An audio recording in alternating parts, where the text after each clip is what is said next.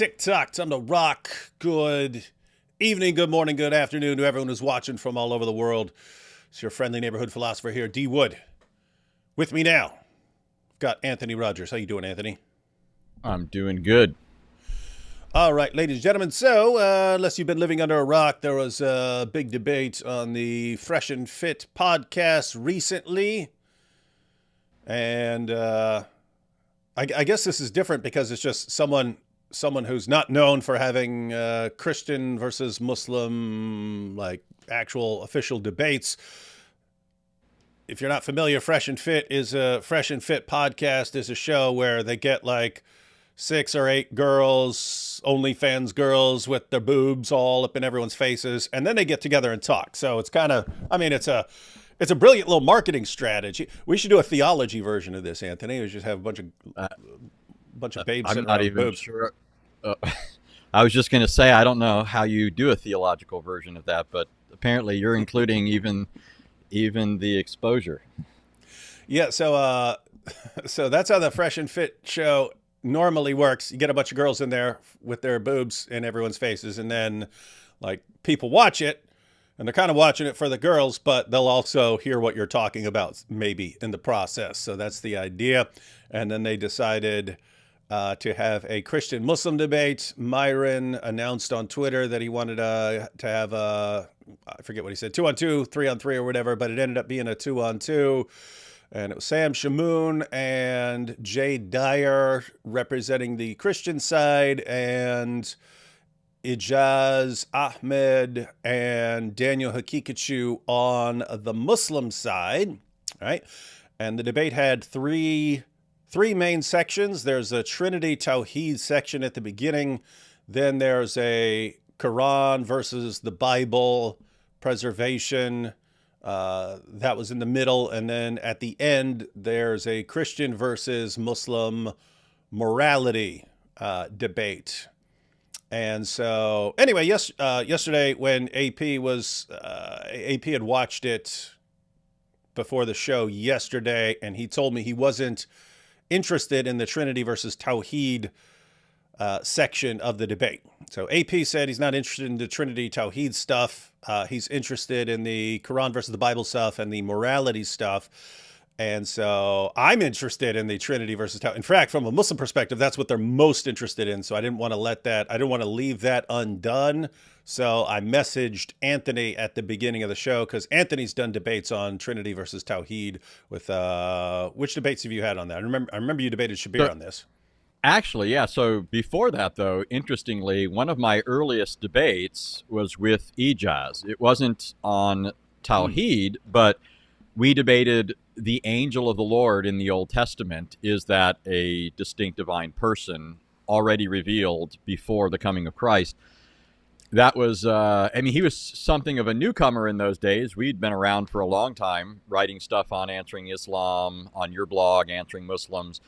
But it was my first, or one of my earliest, formal debates. So I actually debated Ijaz. But more noteworthy was the debate with Shabir. We did 2 debates. Actually, I've done 6 total with Shabir. I know you've done scores of them, but we've done 6, usually 2 at a time. So the first 2 debates I did with Shabir were on the Trinity and Tawhid. So, in fact, those are my favorite debates with Shabir. I've liked all of them, but those were my favorites because, like you said, this is the go-to issue. This is the heart and soul of Christianity versus the heart and soul of Islam. So I couldn't help but love both those debates. And so Anthony's familiar with a lot of the arguments that are going to pop up. I haven't watched this. I haven't watched the Trinity Tawhid section of this debate. We have an idea. We have an idea of what the Christian side will bring up. We have an idea of what the Muslim side's going to bring up, and got Anthony here because he's debated this stuff and can help break it down for anyone who's not familiar with it.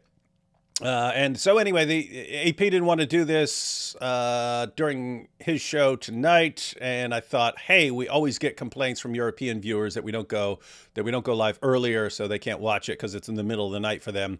And so Anthony said he was good for now, and so that's how we ended up having a live stream at 4 o'clock on a Saturday on this topic. So we're just going to go through, I think it's about 50 minutes long. The Trinity versus Tawhid portion of this debate. Again, we have a good idea of what the Christian side's going to say. Good idea of what the Muslim side's going to say. Good idea of how the Muslims are going to complain about what the Christians are going to say. And I've already seen some glimpses of it. It's actually funny because Khalil Andani, so he's an Ismaili Muslim scholar, and he's responding to Daniel Hakikachu. And so Daniel Hakikachu posted after the debate, he's complaining about, he's accusing the Christian side of being hypocrites for complaining about that Allah has literal body parts, right? So they're pointing out at some point during this debate, they're going to be pointing out that Allah has various body parts. And then Daniel responds by pointing out that in the Bible, Jesus is said to be at the right hand of God. And so Daniel, look at the Christian, it says right hand of God, right hand of God. And so you guys also have a God who has hands and so on. And anyway, Khalil burned him up. He responded and said, "You're Salafi," talking to Daniel Hakikachu. Daniel's Salafi, right? He's in the Salafi camp? Yeah? I believe so. Yeah, so Khalil says, "Your Salafi Athari creed requires that Muslims believe that Allah has a real hand as befits his majesty." So it's interesting. He's actually phrasing it the way they do it. They'll say, yes, he has this as befits his majesty, has a real hand as befits his majesty. And anyone who denies that Allah has a real hand and takes it as a metaphor, you Salafis declare them an innovator. Sam, it's just amazing to see Khalil Andani like, no, actually, Sam's right here. Anyway, it says, Sam does not affirm that God has a real hand.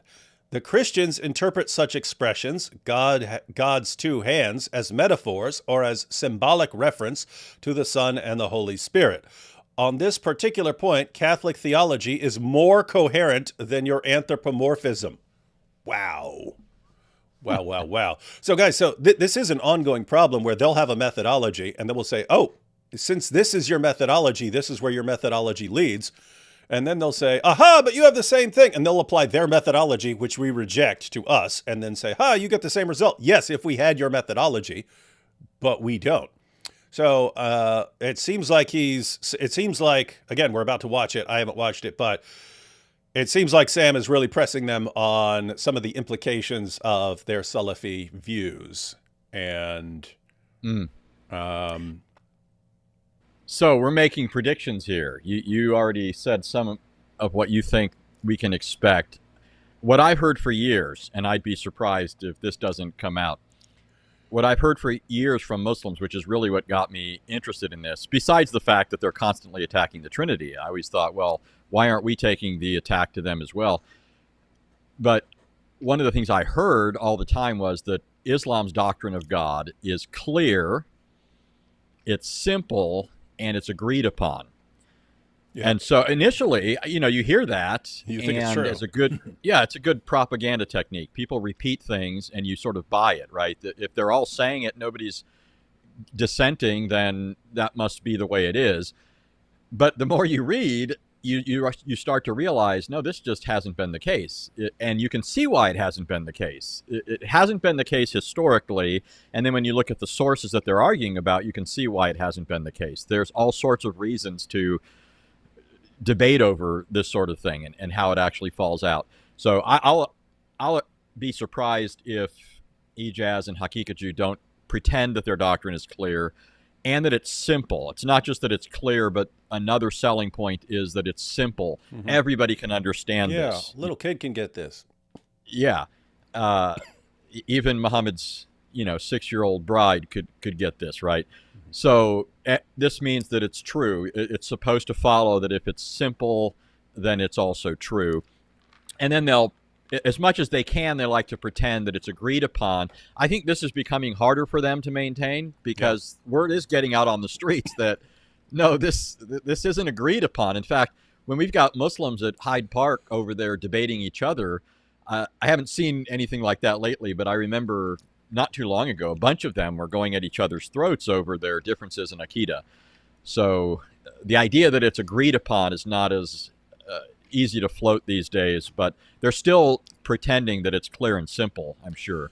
Yeah, and it's so that I'm sure they're doing, and the discussion of Allah's body parts and discussions of how complicated it actually is with you've got Allah and then you've got his eternal speech, which he speaks out from all eternity. So his speech is eternal with him. And Salafis usually say this is one of Allah's attributes. So of course it's co-eternal with Allah and so on.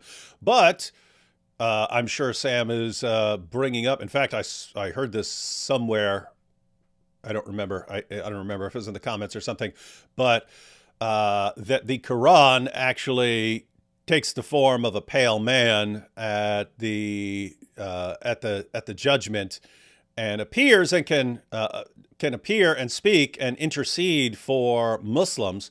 And then, of course, you've got individual chapters of the Quran which appear as flocks of birds, and they also intercede.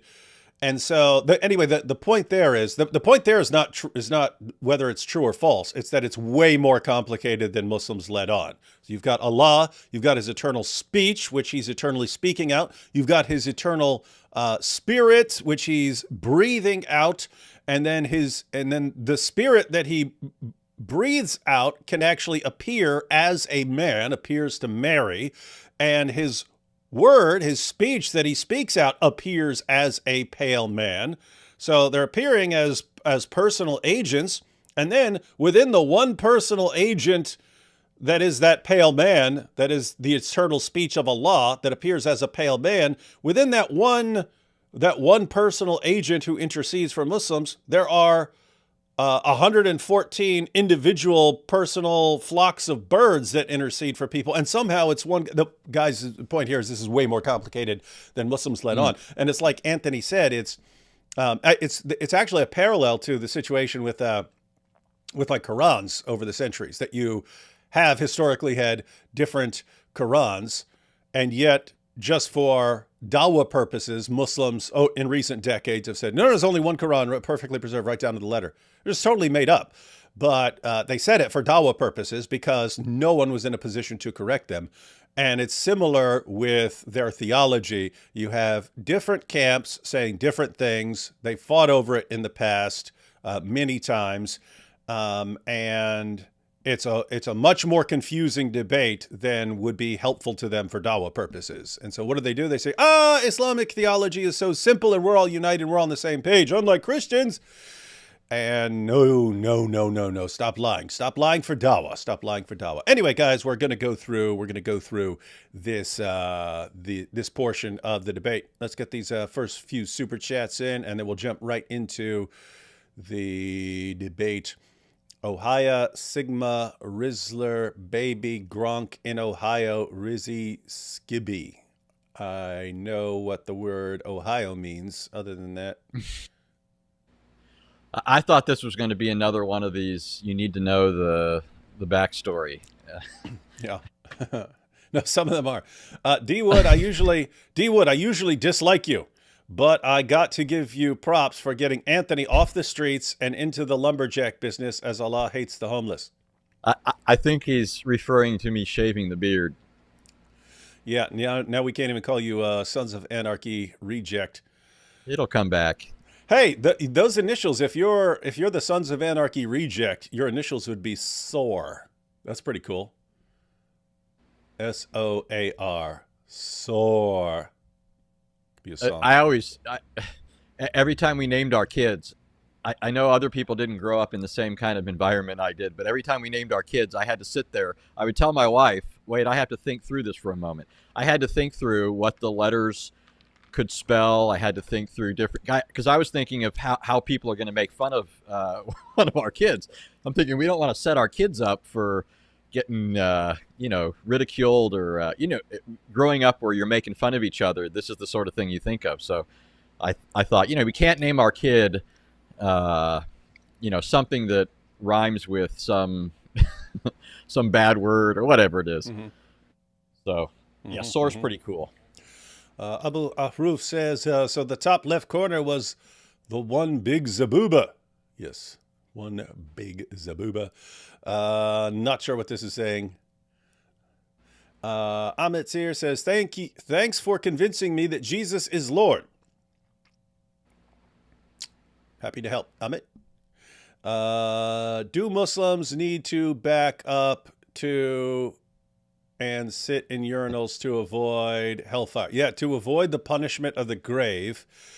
Well, it's not talking about sitting down on toilets. That's not what they had. But yeah, in the Sunni hadiths, it says that you have to squat to pee, and that most of the punishment of the grave is because of urinating improperly. So the modern version of that would be sitting to pee. Hey, Sig is in the chat and seeking to join you for the talk if you're willing. Yeah, I don't know how to contact him to send him the link, though. Hey, Sig, where you at? What's happening? Hey, Sig, where you at, man? Hey, Sig, tell me how to get in touch with you. You on Twitter or something like that? I can send you a message on Twitter if you want to jump in. All right, a couple more. Let's see. Anthony, keep an eye for a few seconds on the chat and see if Sig posts how to get in touch with him. Oh, okay. I didn't have it up. Don't worry about it then. Don't worry about it then. If you don't have it up, don't worry about it. I'll keep an eye on it. Ayub says, what is a good apologetics and polemics training course? Hey, Sig, we see you there. You need to tell us if you want to jump into this discussion, we need to know how to send you the link, because I don't want to just post a link or everyone's going to be clicking on it. So I have to send you specifically the link. So I would need your email, or if you're on Twitter, what your Twitter account is, and I can send you a link if you want to jump in. I think Jay Smith has a program in apologetics and polemics. If you're talking about apologetics, it depends. Do you want if you want an actual program, then there are certificate programs, and then there are actually master's degrees in apologetics and so on. But I would check Jay Smith. Because I know he will emphasize both apologetics and polemics, which not everyone emphasizes the polemics part. And let's see. We have one way here. God bless both you warriors. Yeshua Akbar. Thank you. Salafi camp, more like salami camp. It's pretty rude to all our Salafi friends. Do Salafis believe Allah has literal loin/nuts? What do you think, Anthony? Well, yeah, I mean, they're of course going to qualify it with the phrase bila khaif without saying how, but that means precious little when you analyze this. But yeah, in fact, there's a whole book written on Islamic anthropomorphism. There's a lot of books written on Islamic anthropomorphism, but there's one that spends a good bit of time analyzing hadith statements about Allah's loins. And what's interesting is what Muslims have done to cover this up. They don't like that unsightly business about Allah's loins, so they try to cover it up in their translations. So she points out that, for example, if you look at the standard translation of Sahih al-Bukhari, the 9-volume set, it doesn't translate that part of the hadith that makes reference to Allah's loins, and it doesn't even include it in the Arabic portion. So you can't even look over to the side of the page if you know Arabic and read about Allah's loins. On the other hand, there's an abridged version of Sahih al-Bukhari, and it has the full hadith where it actually, it's weird because it's supposed to be abridged, but it gives you the full hadith where it mentions Allah's loins. So I'm not really sure what the reasoning process was there. Hide it in the larger one, but then include it. Like, so in other words, they're excising hadith they think are superfluous or whatever, but they're including in the hadiths that they do give more of the hadith than are found in some of the standard collections. And it's not only in Sahih al-Bukhari. But anyways, the Salafis, in terms of their methodology, do believe that it's literal. They would say his loins are not like our loins, but that's like saying the loins of an elephant aren't like the loins of a giraffe or something. Sure, they're going to correspond to the being that you're talking about, but they're still loins. They still appropriately have that name. And if you're a Salafi literalist, then you have to accept that. So we're guessing you're going to have to say yes. Why did Muslims hijack an Ethiopian Orthodox word, Tawhid? It's a Ge'ez word meaning being made once or unified. Ethiopian Christians use this word to describe the Trinity. You familiar with that? Only vaguely. But makes sense. Tawhid is the word for unification. Great to see Anthony Rogers. He. D. Wood said boobs. It's the boobas. If Anthony wants to look wiser, he needs to grow his beard. Good point. If David wants to look wiser, he needs to pin an image of Mike Winger on his face. Yeah, but then I'd end up punching myself repeatedly in my own face. What? I was just picturing that game. You know, if you put a Mike Winger thing on your face, you could have apologists come up and act like they're hitting you, and then there could be a little meter next to it showing how many pounds of pressure. You know that game where people hit the punching bag and it counts how hard they hit it. Maybe we should do you with Winger on your face, and everybody gets to punch you. Yeah, that'd be awesome. What a great idea. Apostate of Allah says hi. Says hi, Anthony. Hi to you, D. Wood. Didn't see you there. And let's see. I just sent a message to Seg, so we'll see if he is jumping on. All right, a couple more, and then we're going to jump into this debate. On behalf of Europeans, we thank you, D. Wood and Anthony. Yes. This is the pro-European show. Why do you guys need it over there? Because you guys are in all kinds of trouble. Why do followers of Christ argue with each other and then say extremely hurtful things to one another or about one another's beliefs? Well, I mean, it can happen, and it could be either deserved or not deserved. If someone is crossing massive lines, then you can say something, and you'd be right for calling the person out. Or if a person is not doing something like that and you blast them, then you'd be wrong. Something like that. Did you guys always know about Ahruf and Kirat, or was it Hatun and Yasser Qadi who brought it to the attention of modern apologists? No, we knew about Ahruf and Kirat because we'd been debating this and discussing this and arguing about this stuff for years. What Hatun did, and then Yasser Qadi after her, as a result of her doing it, was it's always what kind of makes it stick and gets Muslims to get the point. And for some reason, everything we were doing, you could get the point across to individual Muslims, right? Like you could sit down with an individual Muslim and say, look at what your sources actually say. This is not what your apologists are telling you. And you could eventually get the point across to an individual Muslim. For some reason, we could never popularize this point. We could never make Muslims in general aware of this. Hatun showing up at Speaker's Corner with 26 different Arabic Qurans, that's what got the point across. That's what made Muslims go, whoa, this is serious? Because it wasn't just her sitting in a room saying, I've got these different Qurans. It's her showing up at Speaker's Corner where you got a bunch of Muslims, a bunch of Arabic-speaking Muslims, and she's saying, is this verse the same as this verse? Do you see the difference?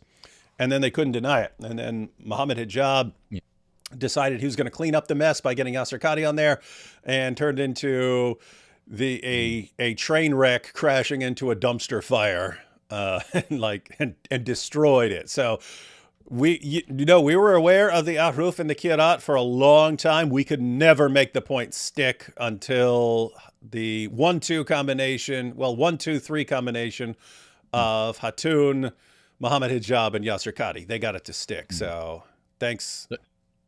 Just throw something in here. So a lot of people confuse proof and persuasion. So I know a lot of Christians get frustrated when they argue with unbelievers, including Muslims, because the other person keeps resisting the point or rejecting it. And they think that if the person isn't persuaded, then they haven't objectively proven what they've argued. But that's just not true. You can prove something even if a person remains unpersuaded. And the fact is, when people are persistent in denying it and they're in agreement, like Muslims have this unspoken conspiracy to just keep denying. And when people see them all denying it, they think, well, maybe there's something to their denial. Why would they all be denying it if it's, not the case? And so when Yasser Qadi comes right out and starts, letting his slip show, then it's like now people can see that it's not just us claiming that this is the case. These guys are admitting it. And so that has, I think, a big psychological impact on people. Mm-hmm. People that can't just look at the objectivity of the argument, but need to see people actually being influenced by it or impacted by it. So I think that was huge, Yasser Qadi admitting it. Mm-hmm. But for those of us that saw the evidence, we didn't need Yasser Qadi to say it. Mm-hmm. Yeah. So guys, it's always about, it's the same thing with a bunch of issues. You got guys who've been programmed by the Dawah guys to think in a certain way. And even if you're responding, it's like their mentality is, well, you're a Christian, you're saying it. Who am I going to believe, you or my Dawah guy? I'm obviously going to believe the Dawah guy. And so, but what happens when the Dawah guy actually eventually is forced to agree with it? Then, at first it was, I'm not going to believe the Christians, but now my own Dawah guy is saying it. And so that's how things are working out now. We've got Albert here. God bless you both, brothers. Learned a lot from you both at the Ohio conference. Good hearing from you. Hey, I remember Albert. Him. What book was he referencing about the loins? What was the book? You were saying you're saying the abridged version of Bukhari. No. I was referring to a book by a Jewish scholar, a lady actually, and I'll pull it up here so I can find the link and maybe put it in the box. So I'll pull up the link and then I'll put it in the comment section. And one more, David, can you help? Can I help? What am I going to do?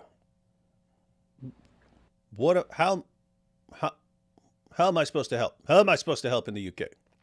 Yeah, you'd have to be more specific, Jane, if there's something you want me to do for someone in the UK. All right, guys, we ready to jump into this? All right, here comes the link. So, well, actually, I don't have the ability to put a link here unless I go on to YouTube. But no. Post a comment. I'll make you a moderator. That doesn't mean you come and abuse your power like I do. I'll probably very rarely use my power. Let's see. I'm not a power hungry. Hurry up! Post a comment. Okay, so just say yo or something. I still have to go to YouTube, don't I? Because I was you're not on YouTube?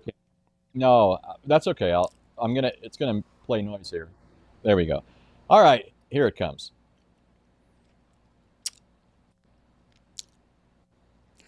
Welcome to the Waiting for Anthony show, ladies and gentlemen. Actually, it's still not letting Anthony. What are you doing? It won't let me. So I'm just gonna. Or you could just send me the link. You could just send me the link. I'll share it.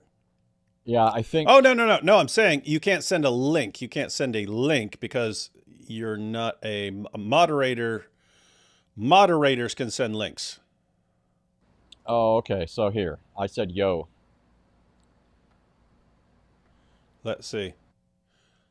Oh, now it says slow mode is on. Wait 15 seconds. Why are you whining? All right, I just made you a moderator, I think, so you should be able to post that. All right, okay. You can post that. If not, we'll worry about it later. You can post it in a comment or something. All right, you ready? Yep. We're jumping into this discussion now, ladies and gentlemen. Here you have the Trinity versus Tawhid portion of the recent debate on the Booby Show. Wait a minute. Don't make me listen to the opening 20-minute ramble. No, I'm kidding. No. I cut that part out. Hang on. Sig's trying to join here. I don't know how long. Usually the moderators go on forever. Yeah, I chopped that part out. Hey, Sig. Hey. I don't hear you at all. No, you've muted yourself. Oh, I muted myself. I'm sorry, guys. Long time no talk. How you guys been? How you doing, Sig? Good. I'm doing decent. I'll be honest. I saw the debate. I saw Twitter, and I was lost immediately. I'll be honest, guys. It was an amazing event. Yeah. How you guys doing? Good. So, guys, Sig is one of the guys I mentioned that it was actually encouraging going over to the UK because there are a bunch of young Christians over there who were just crushing it at Speaker's Corner and stuff. It was actually cool. But Sig's one of those guys. And Sig, before we jump into this debate, we're all set up. Anthony has basically been distracting everyone for like half hour. We're going to jump into the debate now. And why don't you tell them a little bit about yourself real quick before we jump into this? About me? Okay. Guys, as you know, my name is Sig. It's got 3 eyes because of the 3 persons in the Trinity. But in truth, I just made the name up after a song that I heard. But I'm a person that makes Christian content. I specialize in metaphysics, early church history. Those are my interests. So I love doing things about that. And yeah, general Christian history, general Christian dogmatics, basic stuff. If you guys want to check that kind of stuff out, join the thing, man. And that's all I can really say. All right, and we will find out right now in the course of this debate review. Speaking of philosophy, is that Copleston behind you, David? Yeah, that's the 9-volume Copleston there. Why? I just thought it looked like. You see, this is what Anthony does. I always try and He's guess like random what's stuff. on. I always try and guess what's on people's shelves. Some books stand out. That's okay. Go ahead. Is that Duff's book stalling. behind you, Anthony? Is that Duff's book behind you? Who? You got Jeremy Duff's book behind you, top right corner of the screen, right there. I don't know. I don't know. Man. It's possible. Now I understand why. Now I understand why AP keeps no books behind him. Now it makes sense. Now it makes sense because people like Anthony are distracted. Anthony and Sig. Why is David stalling? We're trying to hear Yes, this debate. David, why are you stalling? Listen, you gotta careful. Here we go. Here you have the Trinity versus Tawhid debate on the Booby Show. All right, man. Timer is on. Go ahead. Bismillah, alhamdulillah, wa salatu wa salam ala rasulillah. Islam is monotheistic. There is only one God. This is known as Tawhid. Christianity is polytheistic because Christians worship 3 separate gods known as the Trinity. Christians claim that this is false. The Trinity is not 3 separate gods. The Trinity is 3 in 1. But does this claim make sense? First of all, there's a logical contradiction in the Trinity. How can the Father, Son, and the Holy Spirit all be one God, but they also not be identical beings? The Father is God, the Son is God, the Holy Spirit is God. It's all one God, but the Father is not the Son is not the Father, and neither of them are the Holy Spirit. This is a logical contradiction. The only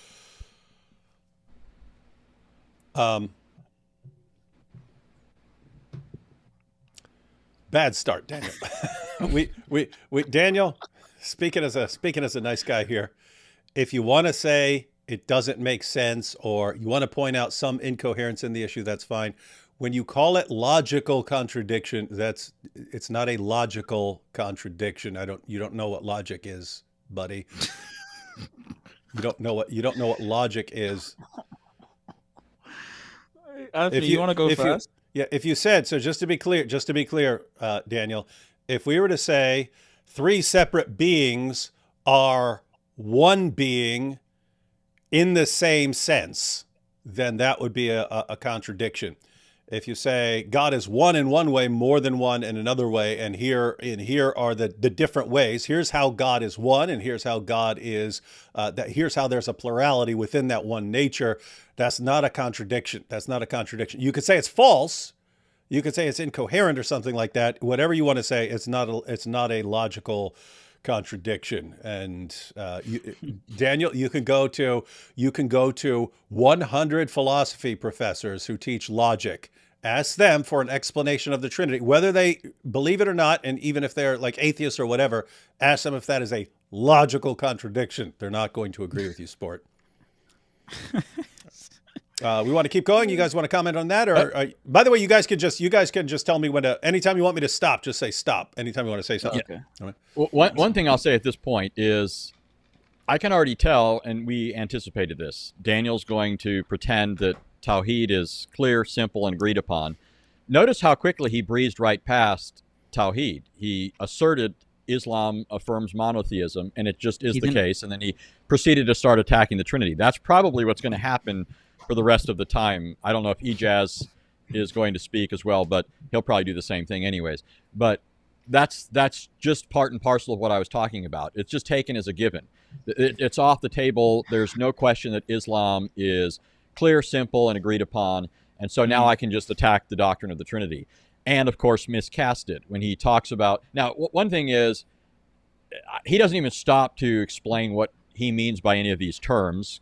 Being, it's three gods. It's person. three separate gods. Okay. Yeah, but I mean, when he used the term being and beings, on the one hand, he said they're not the same being. Well, it depends how you're using the term being. Of course, the Christian tradition on one definition of that term would say, yes, they are the same being. But Christians have used terms in different ways over history. For example, the Greeks and the Latins in the early church, they had a little bit of an impasse because it wasn't understood at the time how they were using certain terms differently. Once it was understood that they were using these terms in different ways, then they realized, no, we're saying the same thing on these points.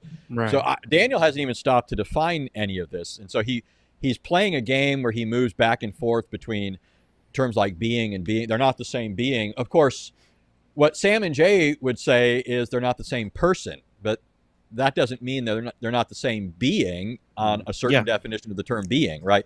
So already he's setting it up to look silly when he's not really proving it silly. Yeah, I mean, here's my comments on the issue as well, is the word monotheism that's being used. We all know that the term monotheism is a 16th century term that was used to just describe general practices that included Christians, by the way. Like, Christians were included in monotheism. But if we just pause the Greek term, for example, monotheos, the criteria for being a monotheist is just to believe that there is one theos, in Greek meaning God. All Trinitarians believe that, by the way. Like, call me crazy. It's part of the meaning of the word. Like, last time I checked, I thought we were monotheists because we believe in one theos. So technically, Daniel Jew, we succeed on this level, okay? And I think the main part of this debate, which was so funny because I did my reaction yesterday, the main part of the debate was confusing two categories. Number one, doxastic monotheism, and number two, ontological monotheism. So there's a difference between saying with your mouth that you believe in one God, which both Christians and Muslims say, and actually having a view that entails that your God is one in the sense that you need. Christians under Trinitarianism not only believe in God, if you go to Ephesians, but we also have a system that leads to God actually being one in essence, which is the thing that the persons share. Whereas in Islam, and this is the thing that Jay Dyer did fantastically on when we were doing the debate, was showing that even though the Muslims like Daniel Jew and Ijaz Ahmed say it with their mouths, what actually is not the case is that their views do not lead to monotheism, but actually leads to a different kind of ontology when it comes to God. So those are my thoughts, David. Those are my thoughts, Anthony. Yeah, in fact, so throw in something here I was thinking about earlier. David mentioned, and I'm sure it'll come up, how could it get passed over, but you mentioned, David, the fact that Muslims believe that the Quran being Allah's speech is therefore eternal. Allah's speech as an attribute of Allah is necessarily an eternal thing. But we know that it's not Allah. How could the Quran be Allah? No Muslim would say that, right? The Quran is decidedly distinct from Allah.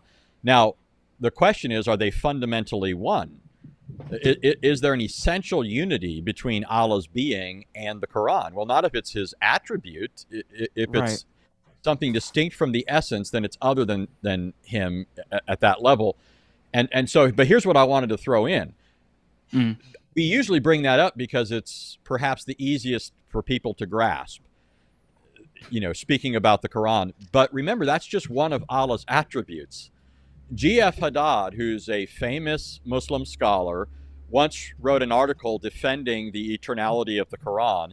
And he pointed out, he says, sometimes it's said that Muslims believe in only one eternal. And he says, that's not true. He says, we believe that there are as many eternal realities as there are names and attributes. So in other words, it's not just the Quran as Allah's speech. It's every single one of those things that you can predicate of Allah. Every single one of those are a entity. And he uses the term entity, right? Or being. So you've got multiple beings in the Islamic system. So how is Daniel... Because understand, this is not now just us returning the favor and saying, oh, look, it's just like us. Because no, this isn't just like us, right? We don't believe that the sun, for example, is this essentially different thing from the Father, right? Sig just mentioned that we say they share the essence. So we're not affirming the same thing when we speak of a distinct son and a distinct spirit that is personally distinct. Yeah. Bear in mind, like... Oh, no, go ahead. Sorry. No, go ahead. Points made. I'm just saying that we affirm the distinction of personhood in the Trinity, their personal properties, but we're not fundamentally asserting a cleavage between them, as is necessarily the case with respect. Don't say cleavage on when we're watching Fresh and Fit, man. You know what I'm saying? If you say cleavage one too many times, like Myron's hairline just starts to move back just a little bit. So you have to be careful, okay? You got to be careful here. I mean, you say young too much and Daniel Jew will just pop out of somewhere. So we want to be careful on that level too. I mean, here's the problem that I see as well. I sent a thing of a TikTok I made about this. A lot of the apologetics can be sort of siphoned down into what I call Salafi bingo. And Salafi bingo is like the chef's kiss of polemics. And I think, David, you've been doing this for a long time, so you will agree. But I sent a click in the private chat. If you look at the bingo card that I made, it has every single argument that the Sunnis have used over the past 15 years. So when I was yay high, okay? They've been using this argument for a long time and they haven't changed. It's the funniest thing. So this is the same thing that Daniel does. Well, Tawhid is simple. It is very simple to believe, brother. Why would you not believe Tawhid? Daniel doesn't talk like that, man. No, Daniel talks like this and he moves his head this way. It's very mindful. I'm Daniel Hakikachu. I'm Daniel Hakikachu. David, see, David Wood, I would refute you in 5 seconds, okay? I'm very demure. That's how he talks. Let's hear some more from Daniel, who, by the way, to his credit, for any NAMBLA members who are watching, this is the world's leading defender of child marriage that we're listening to explain Christian theology in a way no Christian would agree with, but he's a Salafi, so he gets to. So now we've got boobs, cleavage, kiss, child marriage. This is sounding like it fits right in with the platform. Fits right in. Contradiction is to admit that the Father, Son, and Holy Spirit are three separate gods, not just one God. This is, of course, polytheism. As Muslims, we challenge Sam and Jay to resolve this logical contradiction for the audience. Explain to us how the Father, Son, and Spirit are all one God, but they're not identical with each other, and explain it in a way that the average layperson can understand it. A layperson can understand that God is one. Simple. He is one. Little side note here, but now I'm understanding why the issue of the hands is going to come up. Probably, I mean, one, you'd want to bring that up just to show that this isn't as simple as people as Muslim Dawa Gandists portray it as. But I guess an additional point is, if you're saying that, Christians are saying that there's Father, Son, and Holy Spirit, if they're not identical, then you're talking about separate beings. Well, applying that reasoning, if one of Allah's hands is not the same as his other hand or his other body parts, then following your reasoning, this would have to, since they're not identical to each other, therefore they have to be separate beings. I'm guessing that might be how it would come up. Right. But if it doesn't, then it should. Nah. I mean, Anthony, as well, like, to comment on this before we get going. Another thing as well is not just whether they're separate, which is like polytheism, but also if the way you cash this out means that Allah is a composite of different existing things. Because then the question people are going to ask is, well, if Allah is composite, surely there is a reason for why Allah is composite. There has to be something or someone that compose this entity. So now Allah has a composer. So those are the two things they need to avoid. They need to avoid multiple gods, and they need to avoid composition. They got to find that middle ground. Let's see if he does it. God, and he can have multiple attributes. That's Islamic monotheism. I can explain it in one sentence. Can Sam and Jay explain the Trinity without resorting to a bunch of convoluted gobbledygook? By the way, I mean, I don't want to keep interrupting because we want to let him jump in there. But even in saying that, God and his attributes, is Allah's attribute of, let's say, wrath or justice the same as his attribute of mercy? No. Muhammad even says his mercy triumphs over his wrath. So you've got one attribute demanding one thing, a different attribute demanding another, and they're in conflict, and one triumphs over the other. So the question is Allah's attribute of wrath the same thing? Is it identical to his attribute of mercy? No. So therefore, according to Daniel, they have to be separate beings. They have to be separate, distinct beings. And so anyway, I mean, we're a minute into what he was saying, and it's like disaster after disaster after disaster. We'll see. What Sam and Jay want to do is to try to claim that Islam's conception of God is actually just as complicated as the Trinity. This is a cheap debate tactic, as we'll see. They can't address the logical problem of the Trinity, so they want to make it seem like we have the same problem.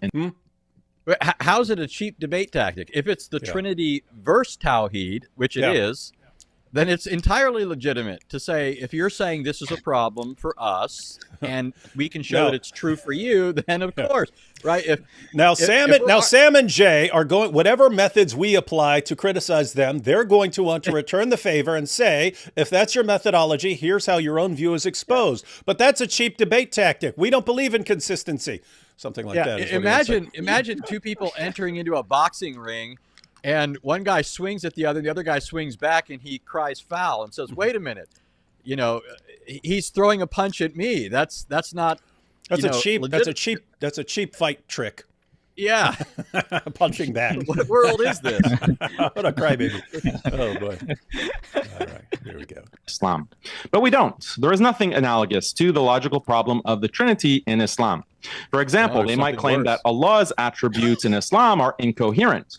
No, they're not. We can all understand how a person can have multiple attributes, how God can be all-knowing, all-powerful, merciful, loving, etc. This is not hard to understand. Those attributes of God are not separate people with their own minds, but according to the Bible, Jesus and the Father have separate knowledge. They have separate wills. For example, in Mark 13:32 in the Bible, we read, "But about that day, i.e. the day of judgment, no one knows, neither the angels in heaven nor the Son, but only the Father." So the Son doesn't know when the day of judgment is, but the Father does know. So this indicates two separate minds. This is polytheism. There are more examples that we can cite in the rebuttal sections, but keep in mind that in the 7th century, the official position of the church in the Third Council of Constantinople, they held the position that Jesus has two wills. The church defined Jesus as having two energies. So, stop there for a second, because he's conflating Christology with theology proper. Triadology, yeah. Right, and there's other problems here too, but just to narrow in on this one, he's pretending that Christians assert several wills in God because there are distinct persons. Christians believe that will is a property of nature, which is shared by the persons. So there's no necessity in saying a plurality of wills because we say a plurality of persons. But he's confusing Christology, where Christ takes on an additional nature, the hypostatic union, so that he's both God and man, where then you do have a second will being introduced, not because as the Son he's got a separate will from the Father, right? So he's just conflating issues, right? That'd be like saying the Trinity is an embodied being from eternity because of the incarnation, but the incarnation is not a statement about God as God in himself from eternity. It's a statement about what happens as a result of the incarnation. So he's just conflating things in order to create confusion rather than actually pointing to something that really generates, ground for confusion. I think the ultimate issue as well is I can't believe that this point was addressed by Jay as well. So thank God Jay was there.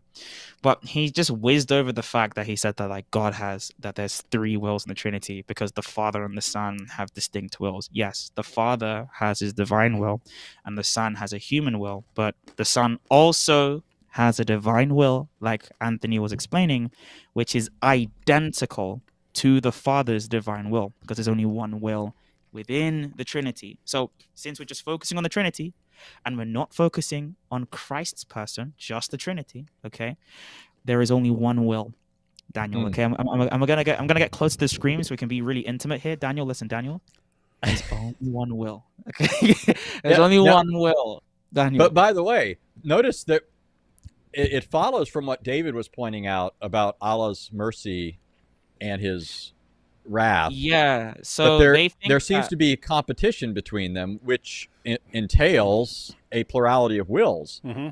Yeah, the will, in other words, if you want to put it this way, the will of wrath is to punish, and the will of mercy is to forgive. And so they're in conflict, and one actually triumphs over, like Allah's attributes are in a wrestling match, and one beats the other, and mercy pins wrath. Gotcha. This is if they try to interpret these actions as like not just, so a lot of the time they will try to interpret them as just things that Allah does. So like love is not this thing that Allah like is or something that he exists as. It's just a thing he does. So like mercy is a thing he does. Now, my question would be, if you want to interpret them as actions, for example, can the actions of Allah contradict each other or negate each other? Can Allah produce this action that is his and then produce another action that negates? You have examples of this where they have the veil of Allah, right? Allah has a veil, and Allah's sight, the glory of his face, is supposed to just burn all creation, but it doesn't burn the veil. So the veil is supposed to negate Allah's sight, like Cyclops from X-Men, right? He has to wear the glasses so that like he doesn't die. So that's the sort of thing that you could actually bring up in these discussions as well, like why Allah is like Cyclops. Yeah. And really quickly, I mean, I imagine all these points are going to be addressed. Of course, it's a debate. Sometimes things slip under the radar. I mean, people don't have unlimited time to respond to everything. But I would throw in here real quickly, he's trying to say that the Son has, as the Son, the second person of the Trinity, a separate will, a separate mind. And here again, he brings in the statement about Jesus not knowing the day or the hour, which one might say is explained in terms of the hypostatic union by virtue of taking human nature upon himself. And that is a way that Christians have, in many respects, answered this. Other Christians, though, and this is the approach that I would take, have pointed out that the term for know is used in a variety of ways in Scripture. It says, for example, in Genesis, Adam knew his wife Eve and she conceived and bore a son. That doesn't mean Adam had intellectual apprehension of her and that resulted in her pregnancy. That's absurd, right? In Amos, the Lord says, "You only have I known among all the families of the earth." Clearly, he's not saying he doesn't have intellectual knowledge of them. This refers to a loving disposition towards them. But there's another way that's often overlooked by people. Part of it is because they don't see the Hebrew idiom. In the Hebrew, it's translated, and the translators are aiding us here and sort of smoothing it over. But sometimes in the text of Scripture, when it's talking about something being made known by God or men, what it literally says is, I know this, or I don't know this. But the idea is, I'm making this known to you, or I'm not making this known to you. So here's a clear example. Paul in 1 Corinthians 2, he's not writing in Hebrew, but he's a Hebrew thinker. He says, I determined to know nothing among you except Christ and him crucified. What is Paul saying there? I don't know who my mother is. I don't know where Jerusalem is. I forgot that I learned at the feet of Gamaliel. Is that what Paul's saying? Or is he saying, I resolve to make nothing known to you, dolts in Corinth, who are acting like a bunch of buffoons, anything but that one thing that you need to hear about. Christ died for sinners and so forth. So there's a sense in which the term know means to make known. And the context in the Olivet Discourse is Jesus talking about his return. He says, nobody knows that day. And his return is his coming as the groom for his bride. He goes on to tell parables about wise and unwise virgins who weren't prepared for the long haul and so forth. So he's clearly talking about the coming of the groom for the bride. Well, the reason that's interesting is because in a Jewish context, it was the father's prerogative in a betrothal, the children would be betrothed to each other. It was a father's prerogative to openly or publicly declare the day. Nobody else had that prerogative. It didn't mean nobody else knew it. The son would know when he's going to go get his bride. These things were known. How is the bride going to be ready, and so forth? So it was the father's prerogative to declare it. And that's the point that Jesus is making, I would maintain. Now, again, but that's just one way Christians have approached this. But there are back to Daniel here. Back to Daniel, he's bringing up things that are sort of off the track of the Trinity, because if nothing else, it's a statement that Jesus is making within the context of the hypostatic union, and so it's illicit if Jesus speaks from the context of that hypostatic union of having a distinct will or growing in wisdom or whatever you want to say. Yeah, but like, Anthony, that's all gobbledygook. Like, all you just said is gobbledygook. That's why you're wrong. Yeah, you have to use lots of words to explain stuff, so it can't be true. I could have said it's all gobbledygook. It's all gobbledygook. Yeah. Yeah. Couple issues there. So one, I mean, even in the passage that Daniel cites, you've got Jesus saying, of that day or hour, no one knows, talking about human beings, not even the angels, not even the Son. It's interesting that in this hierarchy he establishes, he's at the top. He's at the top of these things. So that's interesting. And it's the Son and the Father there. So it's interesting if Muslims want to believe that this passage is authentic. You've got Father and Son right there. So that's one interesting thing, that Jesus is at the top of all of this. He's even above the angels in the passage that Daniel is citing to show that the doctrine of Jesus is somehow incoherent. It's very high. So you've got that. Another issue which often gets overlooked is Muslims tend to think that Christians are just changing their scripture to bring it in line with their theology. And when they bring up passages that they say, see, this refutes your theology, and then Christians are forced to actually have to explain it to them. Think about this from an Islamic perspective. And I'm saying this because the very next section of the debate is about to be on the preservation of the scriptures. And Muslims believe that we're just changing our scriptures to bring it in line with our theology. Actually, guys, if you think this is a theological problem for Christian theology, why didn't Christians change that?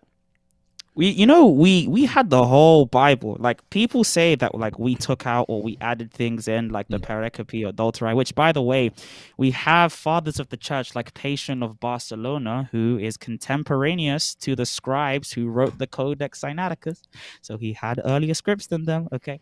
We have people that say that we take these things out and we add things in. Yeah. Do you not think that if this was a problem for us, we could just yeet this out of the book? We could have just taken it out of the book, okay, and then just like removed it, like the Boko Haram book that I have here, right? But we didn't, because it wasn't a problem.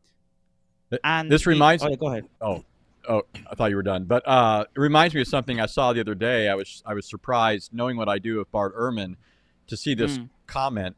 So Ehrman is making this point that the reason we have the four Gospels that we do, and by the way, there's an excellent book on the four Gospels and the antiquity of them as accepted within the canon by Charles Hill. Excellent, phenomenal, goes through the history, really good book. But what Ehrman says is the reason that these are the books we have as opposed to some of the other Gospels that eventually came along after the first century is because the proto-Orthodox are the ones who are in control of the history, right? So he's saying the proto-Orthodox, by which he means the party that Christians. became ascendant, right? Before they had the dominance, they were there along with a bunch of other competing Christianities. This is what Ehrman claims. Yeah. They eventually get the ascendancy, and so that's why these books get retained and Pushed the other up. ones get excluded. But notice this.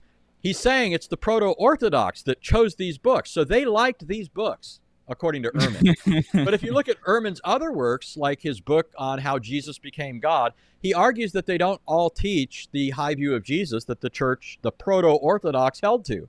It's his claim that Mark doesn't teach a high Christology, Matthew and Luke kind of upgrade the Jesus of Mark, and then John goes off the rails and makes Jesus God. So there's this evolution. Right. Well, put this together. Ehrman's saying the proto-Orthodox chose these Gospels because they fit their theology, but then he turns around in his other book and says they don't all teach the same Christology. So, but it's the same thing that Daniel and Ijaz are doing, and all Muslims do. When it's the Bible supports my theology here, it's true, it's valid, Jesus didn't know he has two wills, blah, blah, blah. And then, oh, by the way, your scriptures have been corrupted to make it match your theology. There's actually a great book that you could get from this as well. Hold on. And so, so the issue, we can't hear you, dude. You got to get closer. No, it's okay. I was coming back. This great book that you can get, okay? This is by Christoph Marschis, okay? This got forced into my supervisor's hands.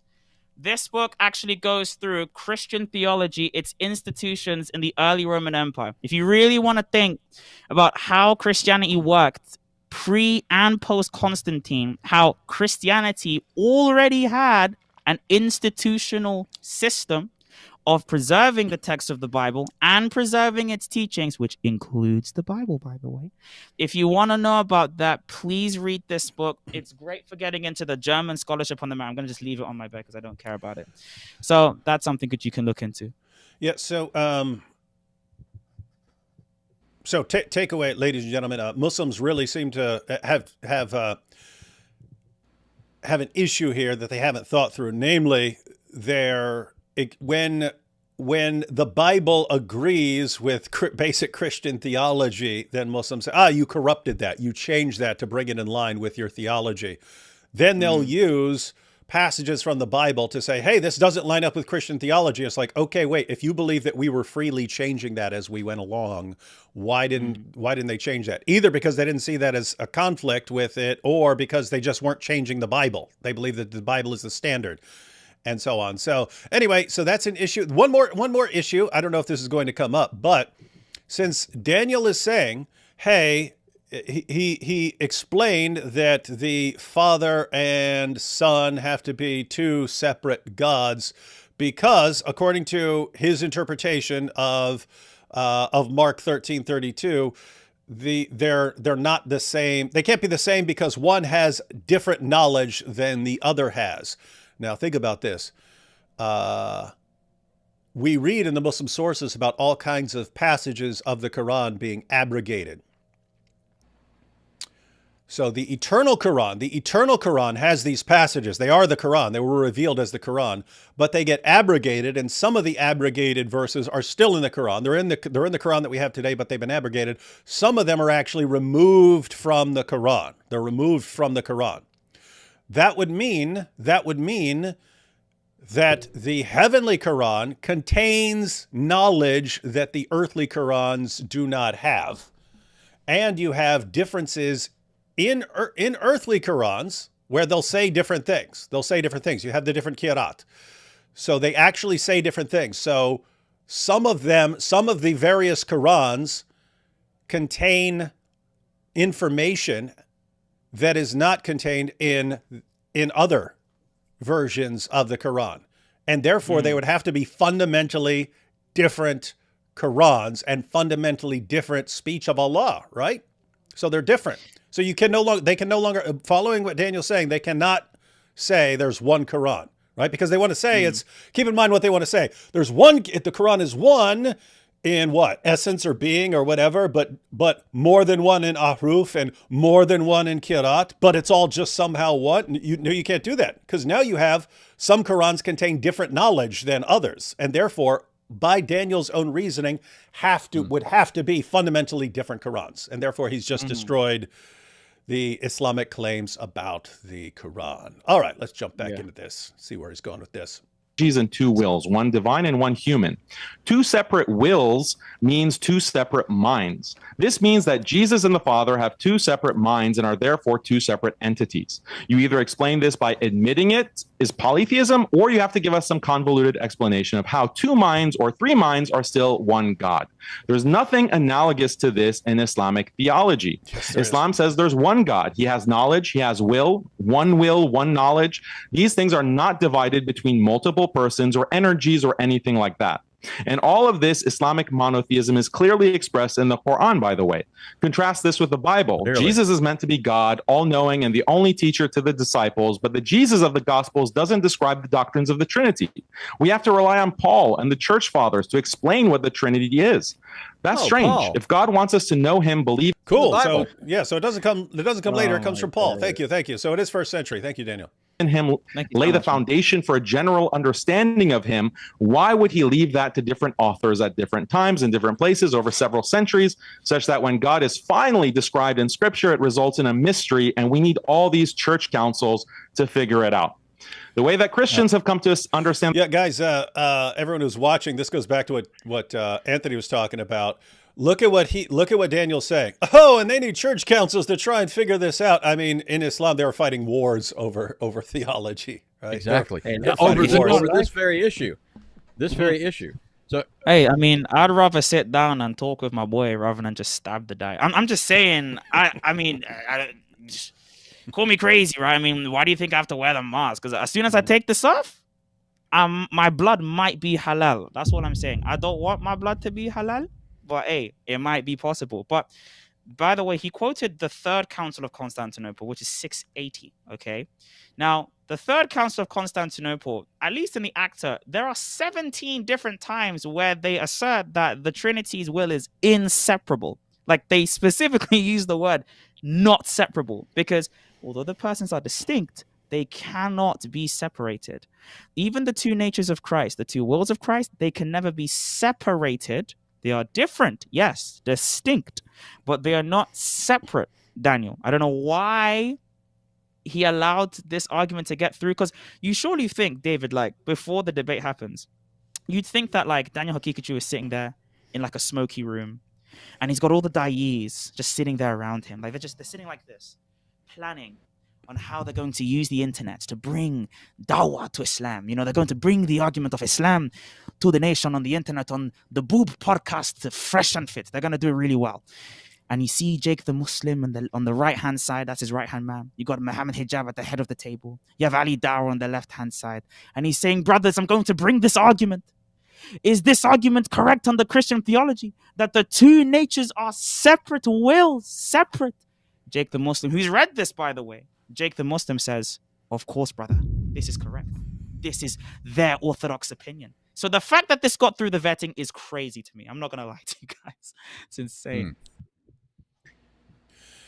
Yeah, they're not tactical geniuses. Let's just say that. Trinity is what we'd expect if God did.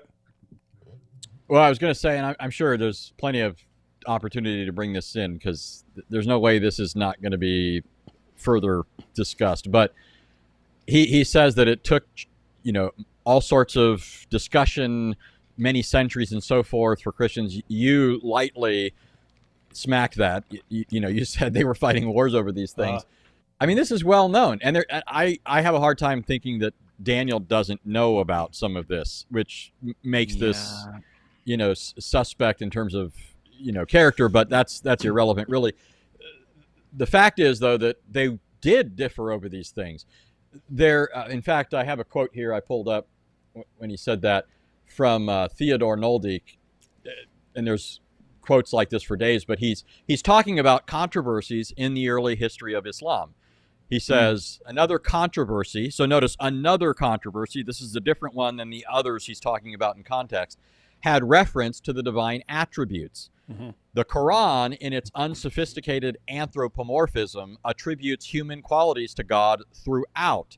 The original Muslims took this up simply, notice simply, as it was written, But later, many others were stumbled by this, and then he goes on talking about how these groups, went at each other, and hence the history of the warfare between what I would call the attributists and the anti-attributists. There's other terms that are used for them in Islamic context, but I think this helps people to see this controversy. There were those who said Allah has actual attributes other than his essence, and then there were those who said no, he doesn't. Allah is simply one. Now, what's interesting is when you look at the arguments back and forth between these guys, what's interesting is how they argued and what they thought of the other side.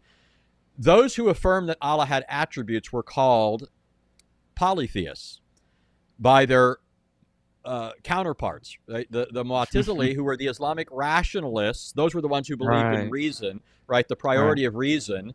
So Daniel wants to pretend his position is rational, but it was the rationalists in the history of Islam who opposed this. And they called Daniel's position polytheism because he asserts the existence of a plurality of eternal entities in addition to Allah's essence. And then on the other side, those who affirm that Allah has attributes called the other party negators, or in effect, they're calling them, almost atheists. They're saying you're denying Allah by denying his attributes. So take your pick. According to the Muslims, you're either a polytheist or an atheist if you believe Allah has attributes or don't believe that he does. Neither one of those sounds like the pure monotheism that Daniel pretends he has. And it gets even worse the more you get into this, because of course Daniel doesn't just believe Allah has attributes. He thinks he has eyes, ears, hands, feet, and so forth. He also has like a loincloth as well. The womb, does that? It's not just a loincloth. That's the Muslims try to butcher the translation. It says he has loins, but he does have a loincloth. Yeah, and guys, just think about this, because we wouldn't bring it up as an objection that you guys had to have theological discussions or debates afterwards to try and come up with like official formulations of doctrines. We wouldn't be, aha, you guys had to discuss your theology. That's what Daniel just did, right? So since he just did that, it never crosses their minds to say, here's the standard I just used against Christianity. How would Islam also fare against that standard? Because, keep in mind, if he wants to say, it's in the Bible that there's Father and there's Son and there's Holy Spirit and that there's one God, and so Christians later have to discuss how they're going to define this doctrine. But if they have to discuss and define it, this just shows that it's absurd and it's made up later. Okay, if you and he says that's not like the Quran with Tawhid. Bull, Daniel. Absolutely bull. If you just read the Quran, do you conclude that the Quran had a beginning or that it is eternal?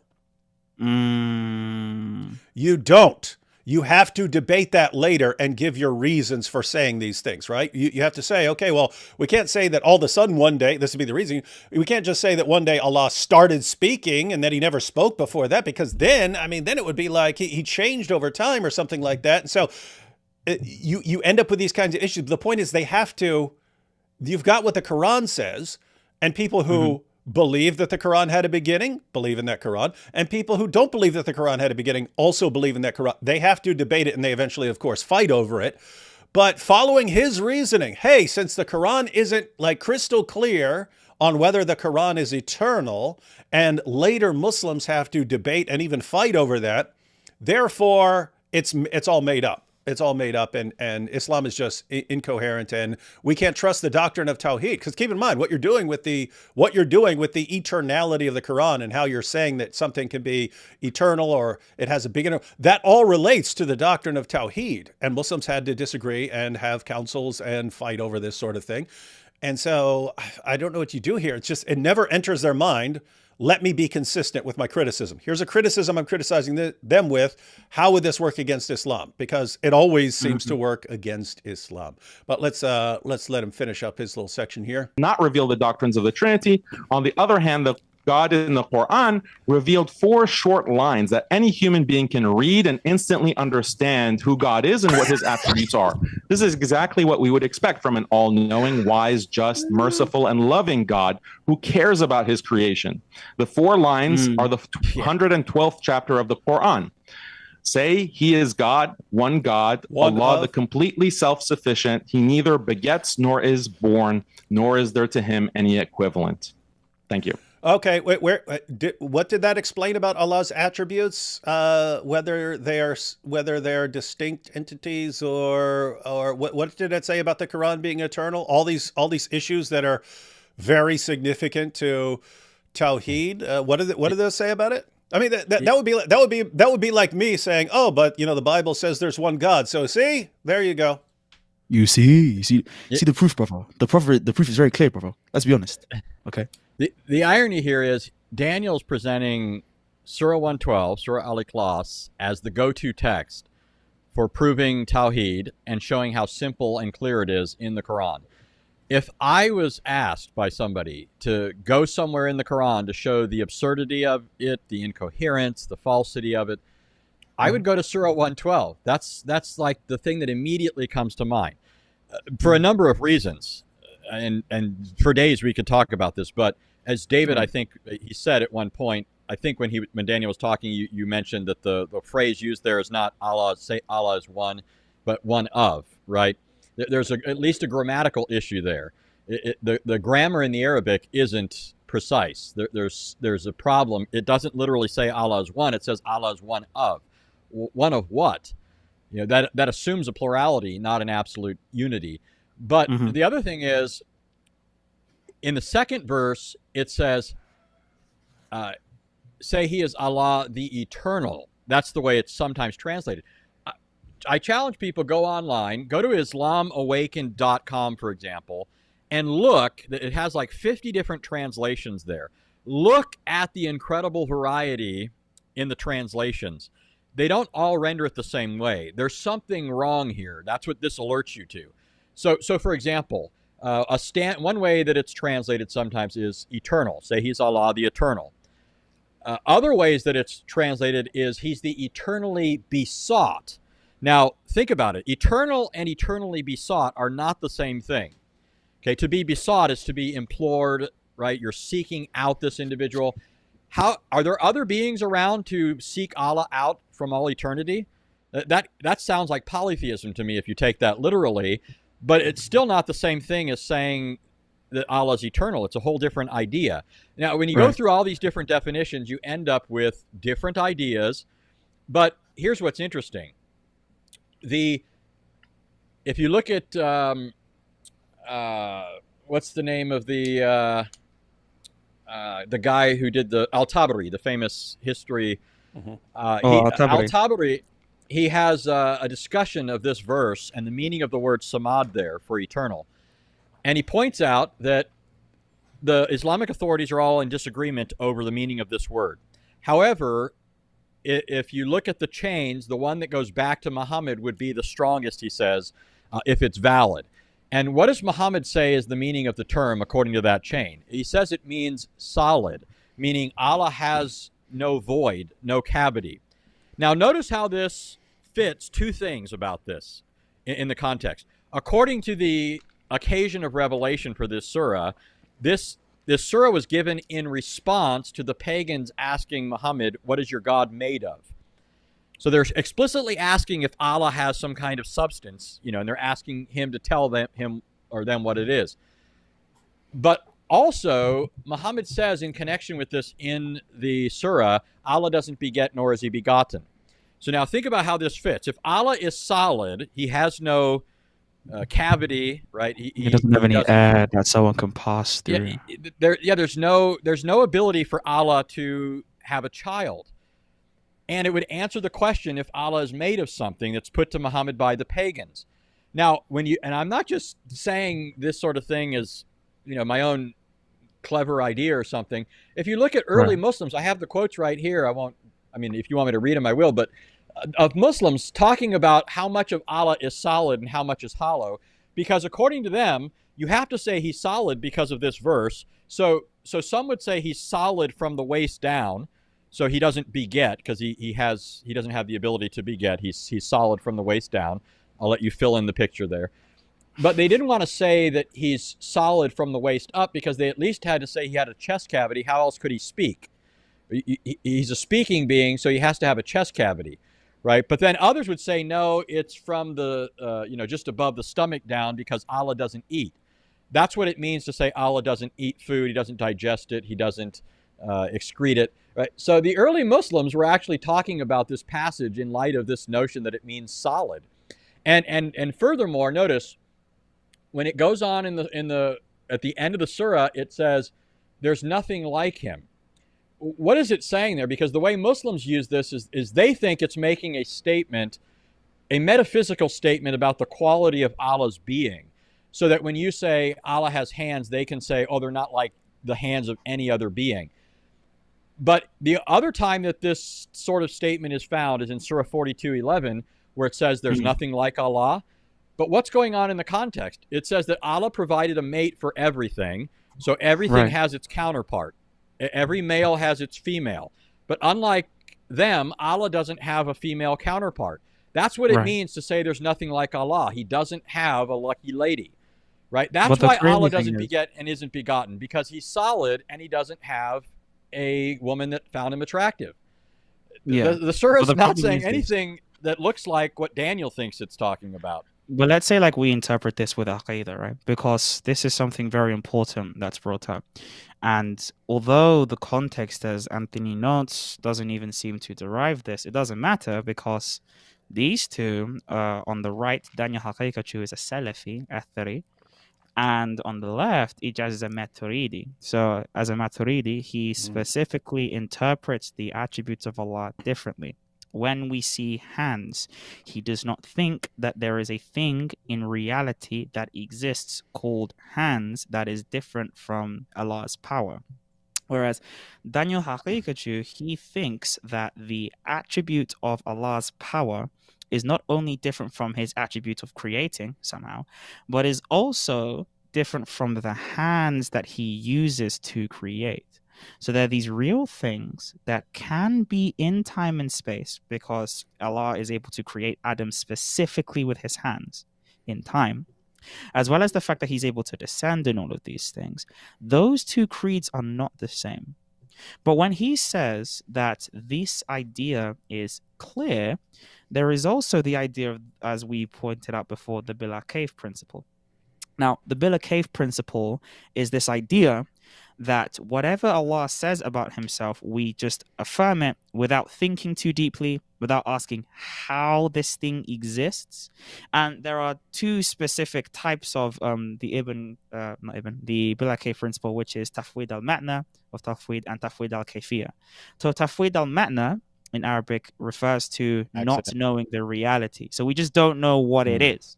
We don't know what it is in any sense. Whereas Tawhid al-Kayfiyya says, oh no, we know what it is. We know what it is. But we just don't know how it is. We don't know how it does the thing. We don't know the modality. So for Daniel Haqiqatjou, he thinks that we do know that there is a hand. And we do know the definition of hand for Allah. But every time you ask him, he won't be able to tell you. Because any entity he thinks of, any definition he thinks of will be a created definition.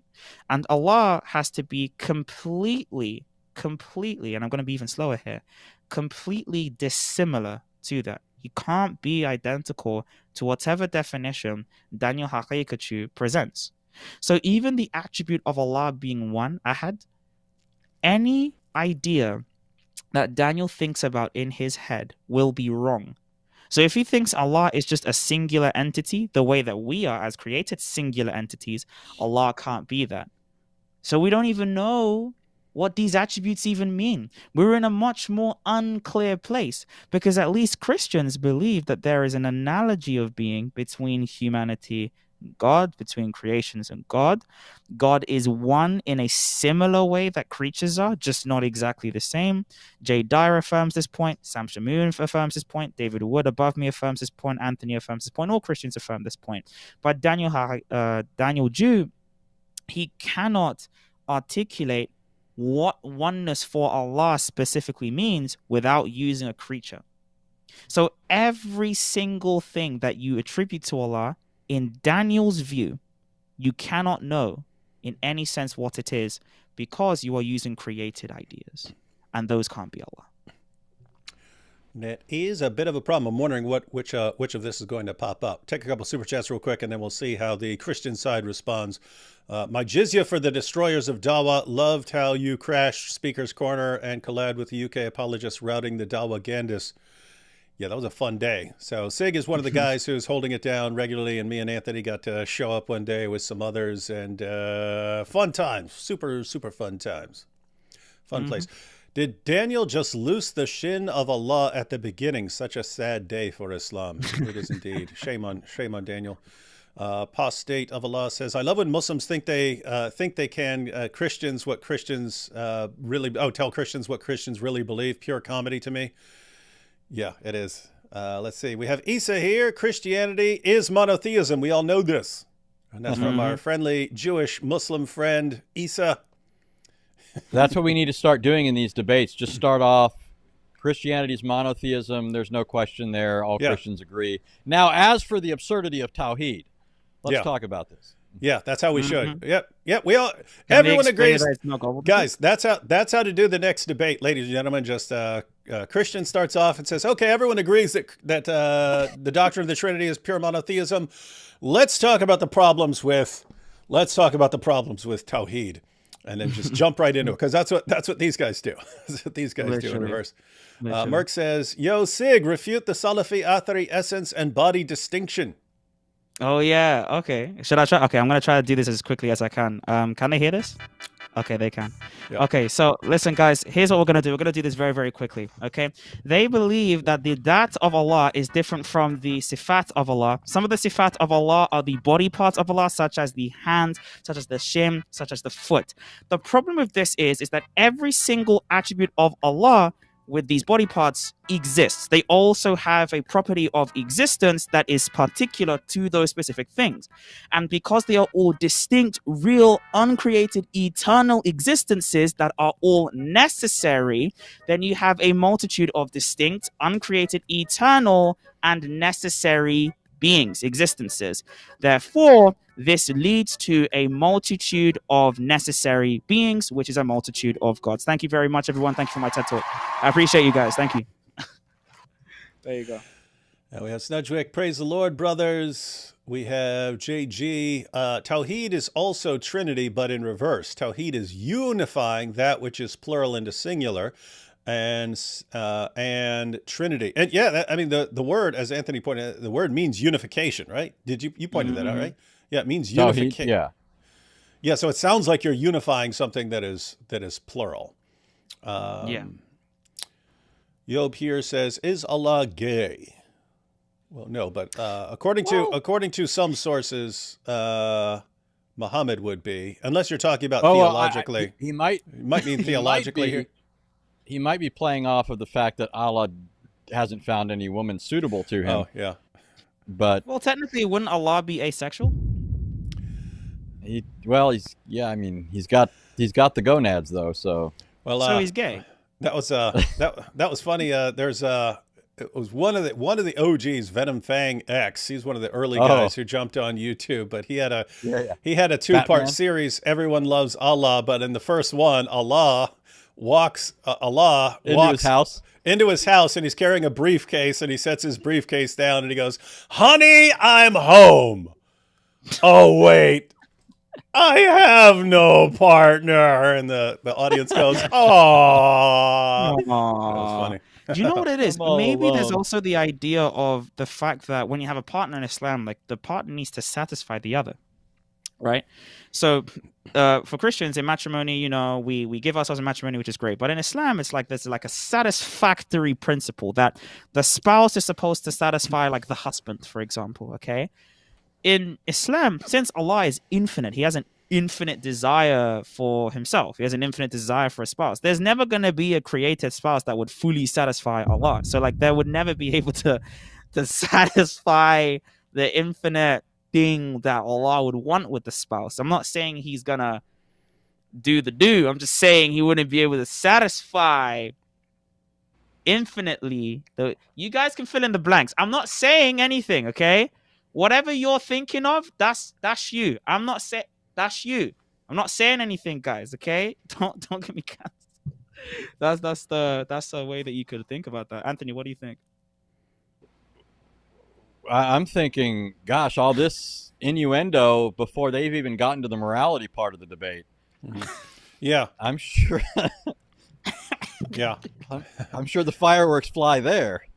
Oh Yeah. gosh, let's get into it. Yeah, we have the triggered Christian here says, destroy this argument with the triple point. So yeah, I'm guessing you're talking about the triple point in water, but there is a temperature and pressure of water where you have water in its solid, liquid, and gaseous state all at once. So keep in mind, guys, we're not saying that is the Trinity or significantly like the Trinity. These are all, with the analogies, you're usually making a point about how something is one in one sense and more than one in another sense, since that's what lots of the Muslim objections revolve around. And so there are examples you can give to show that that's silly. Don't Muslims think it's suspicious that nobody has heard from Allah since Muhammad died? Well, that's an interesting little side issue, because Muslims will point out that Muhammad is the seal of the prophet, so Muhammad's last. But when you go to the Muslim sources, it's because Allah sent someone to every area of the world, and so every area of the world had its messenger in that language. So the idea in the Quran is each person needs a book or a revelation or prophet in their own language. And so once Muhammad came, officially, according to the Quran, every group from every language had its own prophet. Now, what's the problem with that? Well, new languages have come along since that was revealed. So in theory, you would need more prophets. And so the Islamic position is just incoherent. What about dialects? The simple answer is when you've got a puppet and it stops talking, when the guy with his arm up it dies, it's because the puppet wasn't really talking, right? It was the guy holding the puppet. Well, Muhammad, Allah is his sock puppet, right? Yeah. Okay. Indeed, indeed. You know what the crazy thing is, David, before we even continue, this is the last thing I'm going to say, then we're going to continue. With that idea with the prophet, it needs to be sent to every single nation. Doesn't that include dialects for these guys, right? Because it could be such different dialects. So doesn't that mean that God would need to send the prophet to people in Texas, people in Alabama, people on Sentinel Island? I'm just saying, wouldn't you need to send the prophet to Liverpool? Because I can't even understand what the guys in Liverpool say half the time. I'm not going to lie. I can't understand what half the guys in those movies like Lock, Stock, and Two Smoking Barrels and stuff. It's and also you got my son in the Albert, and I'm going to say we're going to run around the railroad. It's like, what the heck are you babbling about, man? Anyway. I don't understand what you Americans say. You guys all sound like you come from California and you speak like this. I don't understand. Yeah, even Arabic. I have I forget which country it was, but I had Muslims from Saudi Arabia saying we don't understand what those guys are saying. I think from Morocco or something like that. Or is it Algeria? I forget. They were saying we don't understand what these guys are saying, even though they're supposedly speaking our same language.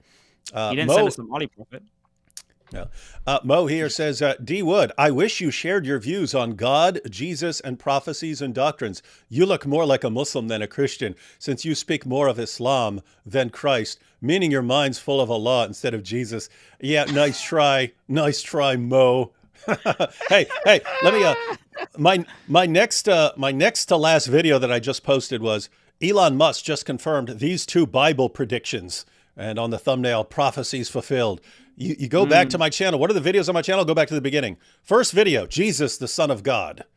Next video, the comedian who laughed his way to Jesus. Then me making fun of the Babylon Bee. Then why Elvis's final thoughts were about Jesus. Then how God destroyed my atheism. Then Jordan Peterson on the Christian origins of science. David just talked about Islam. That's all he talks about. Why is he talking about Islam? Come on, grow up, man. Stop embarrassing yourself. They love to come with something that they saw. Oh, this will work. This worked on Twitter. David just talks about Islam. Oh.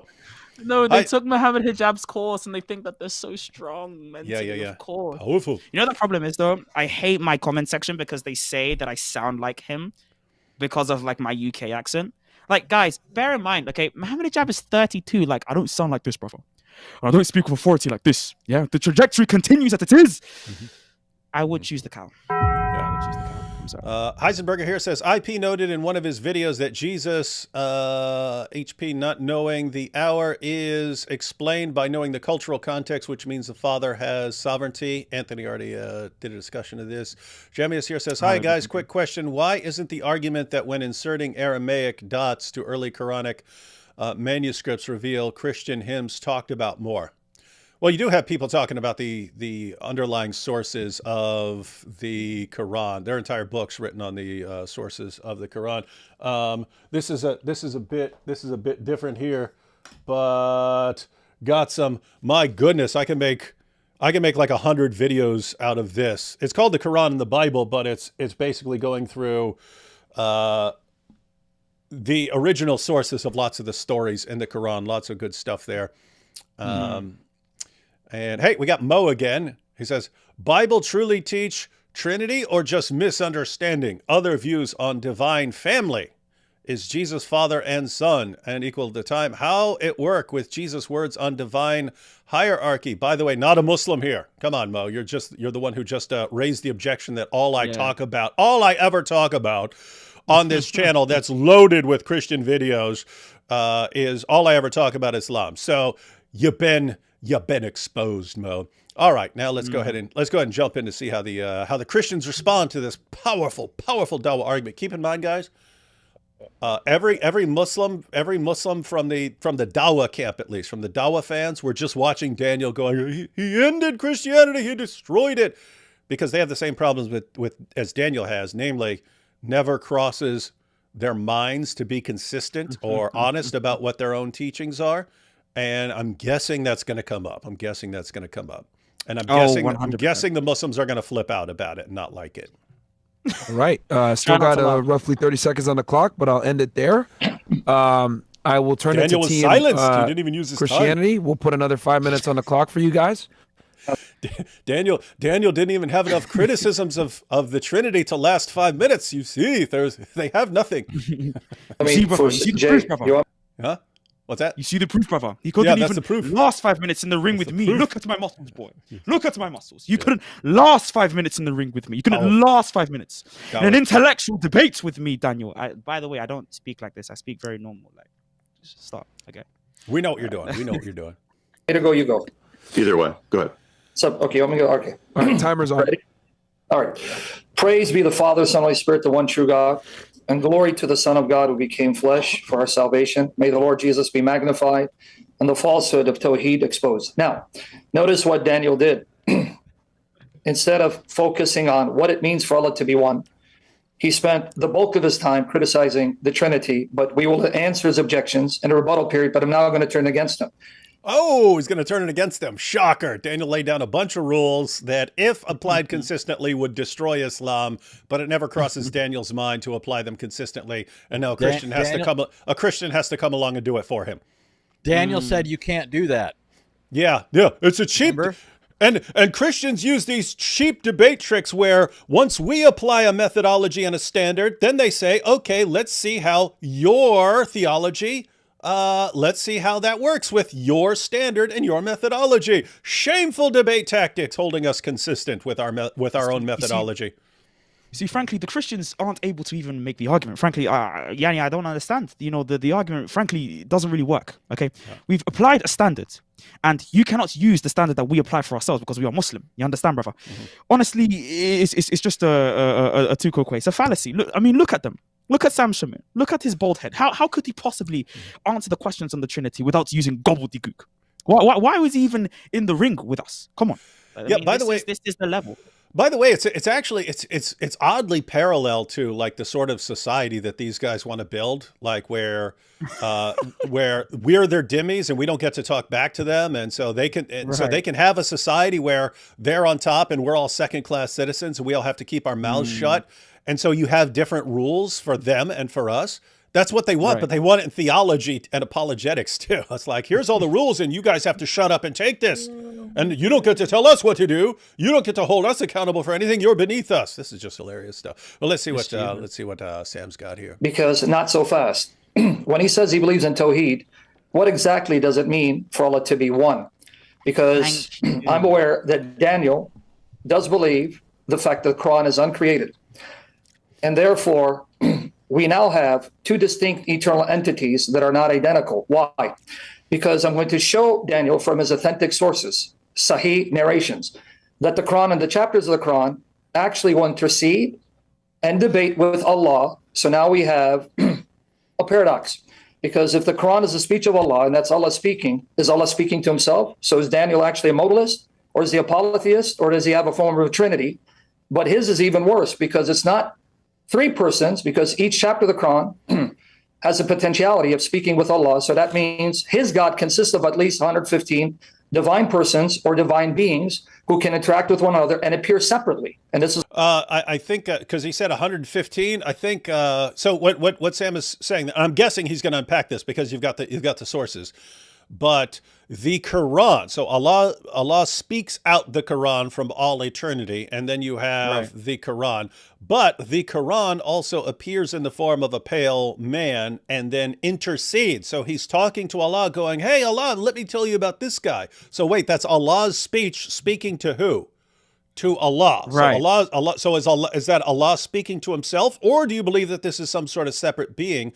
And then what Sam is pointing out there as well is that, as I mentioned earlier, you've got the hadith about the individual chapters of the Quran appearing as flocks of birds, but they appear to intercede. They're there to intercede. So they're also saying, Allah, Allah. Let's say it's Surah 3 talking. Surah 3 appears as a flock of birds and starts saying, Allah, this person did this person did that, this person recited me this number of times. And Allah's going, oh, wow, that's great. So wait a minute, that's part of Allah's speech in the Quran speaking back to him. Is this Allah speaking to himself, or is that a separate being now that is, so what's going on here? And so Sam added it up, 114 chapters of the Quran, they each speak for themselves, but they also speak as one unified Voltron Quran, that's made up of all the parts. Yeah, that speaks to you as well. And so he did the math, 115. That's 115 separate personalities.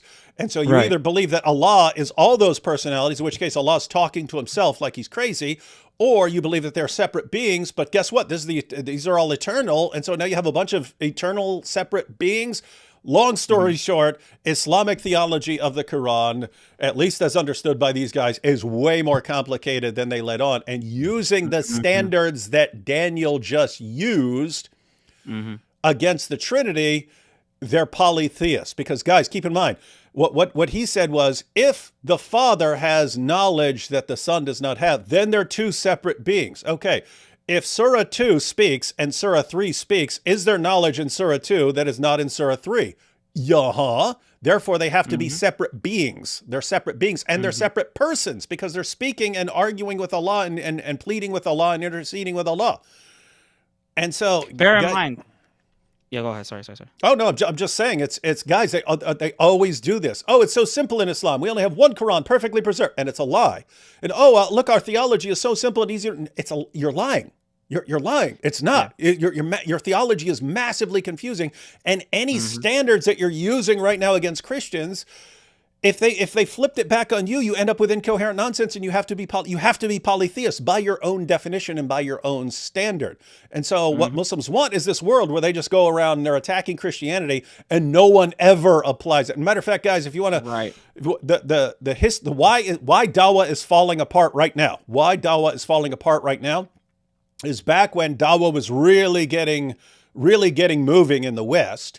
Back in like the 80s and 90s with people like Ahmed Deedat and so on, people there weren't able to say, okay, here's your standard, let me apply it to Islam. They didn't know about Islam. So the Dawah guys were able to get away with this for a long time. Now all of a sudden right now, what's going on in the world right now and why Dawah is absolutely crumbling is you've got people who do know about Islam, and everything the Dawah guys have been trained all their lives to say as a refutation of the Trinity or the Bible or anything else, now it's getting flipped back on them going, wait a minute, if you took what you just said seriously, it destroys your own religion. And Dawah guys don't know what to do because they've got the Dawah script, which is meant to attack Christianity, and it's all lies about Islam. And now people can flip the script back on them and show, no, that's not what Islam says. And they don't know what to do. And what happens? You show up to Speaker's Corner and they go running. listen, we have the LPA, guys. I would have played music, but I think it's copyright, so I can't play the music here. But listen, we have the LPA. The LPA, the logical problem of the Athari. Okay? And the logical problem of the Athari is how we interpret these things. So we have the Zahiri meaning, and the Zahiri meaning is to say that God's hand, let's say God has a yad, a hand, right? That's to say that God's yad has a ta'wil, so a non-literal meaning. Then the other interpretation, which is the ta'wili meaning, which is that we say that God's hand actually means God's hand, right? So Zahiri meaning is like God's hand is actually a real thing, and then God's hand is a metaphor. Those are the only two options, okay? Either it's a metaphor or it's not. The craziest thing is in this debate, guy on the left, Ijaz, who literally foams at the mouth in this debate, by the way, David. Like, he actually physically foams at, like, his bottom lip here. Like, I threw up on stream. I had to stop the stream because I couldn't physically see Ijaz. It was disgusting. The guy on the right, Ijaz, on the left, Ijaz Ahmed, okay, he believes that it's a metaphor. Hikikachu believes it's a real thing. So the God that they worship are two different gods because literally the attributes you apply to them are different. Right? So you've got two different so you're pointing out that these guys believe in two different gods. Facts.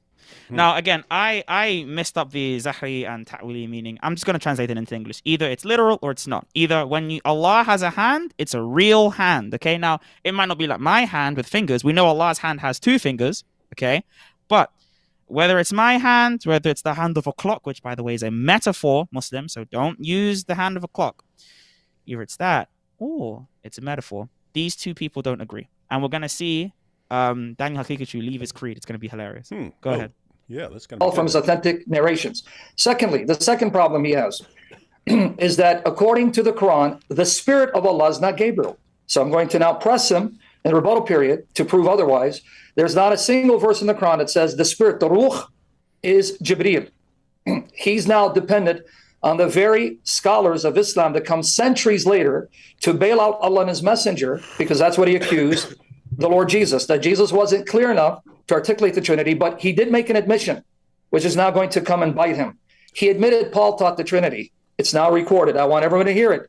Paul taught the Trinity, because when we come to the scriptures, I'm going to show that even the Quran acknowledges that Paul was used by Allah to spread the truth of the gospel of Jesus Christ.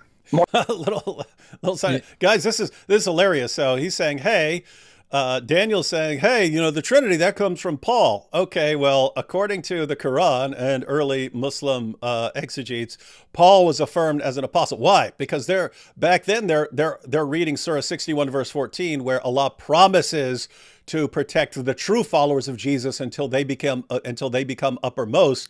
And so from a Muslim perspective, wait, Allah says he helped the true followers of Jesus.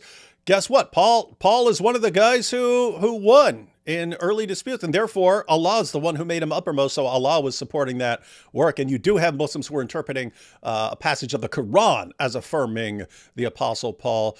So that's one issue. And apart from that, Sam's destroying them on the consistency issue. But yeah, we got some problem. And what happens here is they want to pin things on Paul. They want to make Paul the guy that started everything in the wrong direction. He's the creator of what Christians actually believe now. They're so used to doing that, just throwing Paul under the bus and charging Paul with certain things. Even though usually I like to challenge people and say, you show me something Paul taught that was different from what the others taught. And then the challenge there is I have to then show them where this is found elsewhere in Scripture. I'm not saying people always have to take that approach. It's just a matter of fact that Paul wasn't teaching something different than you can find in the Gospels or you can find in the other epistles and so forth. But they're so used to blaming things on Paul that they forget their own narrative, right? Their narrative says the Trinity was created in the 4th century or sometime after the Apostolic Age.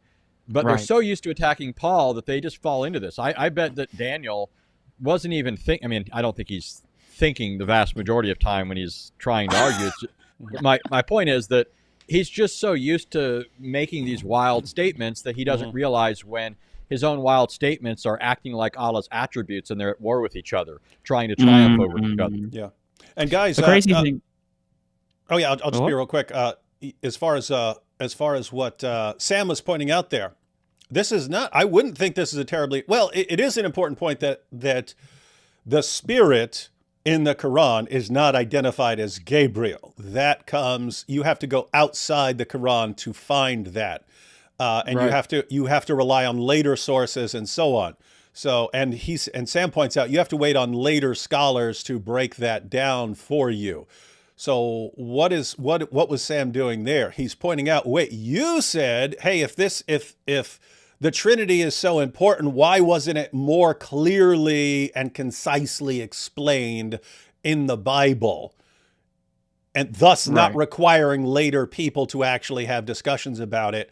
What's Sam pointing out? Wait a minute. According to the Quran, the spirit is the Quran doesn't tell you that the spirit is Gabriel. So you've got Allah breathing out His spirit. Now you've got some weird stuff because the same reasoning that Muslim theologians applied with the speech of Allah, namely that it has to be eternal, would apply to the spirit of Allah. If Allah's breathing something out, He has to be breathing it out from all eternity, or He changed at some point, and therefore the spirit would have to be eternal. So is Allah eternally breathing out the angel Gabriel, according to what you guys believe? Later guys had to figure that out and how to reconcile that with Tawhid and so on. And so what's that mean?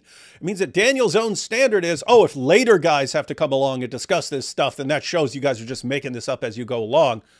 And it's exactly what happens in Islam. So again, no concept of consistency. Go ahead and say whatever you were saying, Sig, and then we'll jump back into this response. Yeah, I mean, and the whole entire time, the method of polemic has not changed at all. You can even see in this, I'm sharing my screen just quickly because I think, David, you would love to see this. Okay, I think you're going to find this kind of hilarious. This, I believe, sums up. You want this up on the screen? Yes, please. Okay, this sums up the apologetic. One second. All good? All right, there you go.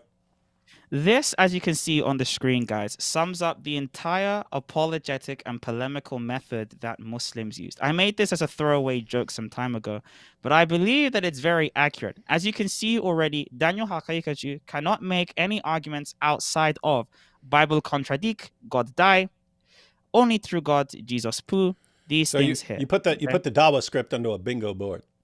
Yeah, I did. And this is the one that he's using. 3 gods and Tawhid Simpel. I actually made this months ago. I made this literally months ago before this debate. And Daniel Haqiqatju just repeats it again. So I think, guys, if you screenshot that, take that, use that as funnily as you want, meme that out, that would be great. Thank you so much. But yeah, I think that should be it. Let's get back to the video. All right, let's see here. And oops, there we go. And all right, let's go back into Sam's response. The spirit, according to the Quran, is distinct from Allah. He appears as a man. He speaks and creates. So now if we add the spirit to the Quran and Allah, He's got about 116 divine persons or beings, and He doesn't have a singular person called Allah. Who are you talking to, Anthony? What? Oh, he was unmuted the whole time. I muted myself. I was going to say, by the way, that shows when he says 115 earlier, he means Allah and the 114 chapters.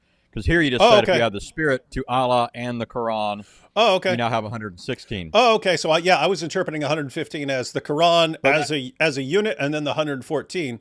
So yeah, you'd have to say 117. That's 117. Yeah, so you've got Allah, you've got the Quran as Voltron, then you've got the 114 more, the Quran as individual chapters, and then the spirit of Allah. So we're up to 117. Because keep in mind, guys, all of these are different things, or you say they're all one, and that is Allah speaking to Himself through a variety of personalities. Let's see we can go a little further. Allah be like a Megazord then? What's that? Wouldn't Allah be like a Megazord, like in Power Rangers? Yeah, I'm not too familiar with Power Rangers, but yeah, I'm guessing it's similar to Voltron, right? Something like basically that. Voltron. A bunch of pieces coming together. Voltron. Yeah. Yes. Or Devastator. For Muslims, you might want to, because since Voltron's are here, you might want to say Devastator, something like that. The Constructicons coming together to form Devastator, something like that. That's pretty good. That is pretty good. Just the issue of the fact that according to our friend here, this is his belief. Allah has, well, he wouldn't use the term body parts. I don't want to misrepresent him. Allah has a foot. He has a shin. He even has loins, and he has at least 2 eyes, if not more, and 2 right hands. Now, for the life of me, if Allah is the creator of the heavens and the earth, how does he exist as an embodied being without him dwelling in space? Because if he's atemporal and he's timeless, that means his God supposedly exists when there was no time, space, and place. But if you have a foot and you have a shin and you have 2 right hands, I don't know what happened to the left one, but we'll get into that. 2 right hands, at least 2 eyes. In fact, the Arabic says 3 or more, but we'll get into that. Then that means his God is an embodied being who is temporal and finite, which means that his God did not create all space or place and time, because there's a space that his body parts need to occupy in order for him to be his God. So the problem is actually worse for Daniel. Oh, so now, in other words, if Allah, and guys, keep in mind, we do want to be clear here. Not all Muslims agree with Daniel, with Daniel on this. So you do have, the question is how they would interpret various passages of the Quran, which led the Salafi/Atharis to conclude that Allah has actual body parts. But what Sam has pointed out so far is you've got Allah, you've got 114 chapters of the Quran, which all intercede and speak as personal agents. You've got the spirit of Allah. And then if Allah has a body, then there must be space. And if Allah is eternally the same, then there's always been this space. So now you have this other thing that is eternal, that is not Allah. The space is not Allah. And yet it's co-eternal with Allah if he has always existed as an embodied being. So Sam's just saying, hey, here's what you guys just said to blast the Trinity, and what happens if we actually apply your method consistently? You got some problems here. And for us. Yeah. So he's going to have to explain, how is it that he's a polytheist, pagan, masquerading as a monotheist? Because what he just told you is not anchored in the Quran or the authentic Sunnah of Muhammad. So good luck in trying to defend your rational Salafi anthropomorphism. And last time I checked, his partner doesn't share his Salafi anthropomorphism. So we're going to have a field day. Now, how much time do I have? 1 minute to go. Can we stop here? That's the thing that I was saying before. That's the Yeah. exact thing that I was saying before, right? Now, this is where chat, I need you guys to lock in, okay? Because David Wood is giving you guys some wisdom right now. David Wood is giving you some of that wahi, that revelation right now. So lock in, okay? I got the hikmah. So the hikmah, the haktua, that hikmah, that's right there. So we need to lock in so that you can understand what's about to happen. So guys, on the right, you have Daniel Hakikachu, who takes the Zahir meaning, okay? Now, the Zahir meaning isn't just some literal meaning. It is literally the first idea that comes to your head when you hear the word. That's very important. According to Ibn Qudama, okay, Ibn Qudama says that the Zahir of a wording is what comes to mind from that text, irrespective of whether it is literal, haqiqa, or figurative. So the Zahir meaning, the apparent meaning, is whatever first comes to the mind. So when you hear hand, the first thing that comes to mind, chat, is this. Okay, that's the first thing that comes to mind. When I hear face, the first thing that comes to mind is this. When you think of hijab, yeah, it means that. That's the Zahir meaning. That's Daniel Hakikachu. When he hears that Allah puts his foot in hell, okay, according to Ahmad ibn Hanbal, which, by the way, if Daniel Hakikachu rejects that, then he's saying that Ahmad ibn Hanbal is wrong. If that is the way that it's interpreted, that is Daniel Hakikachu, okay? So that is the literal Zahir meaning. The Ta'wil meaning is to divert away from the Zahir meaning. It's to divert away from the literal apparent interpretation. So what Ijaz will do, which is different, right? So two gods, different, is that they're going to divert away from when Allah has ears, when Allah has eyes, when Allah has a veil, when Allah has hands and a shin. All of these are ta'wil. They divert away from the apparent meaning. So Ijaz interprets his God differently than Daniel Hakikachu.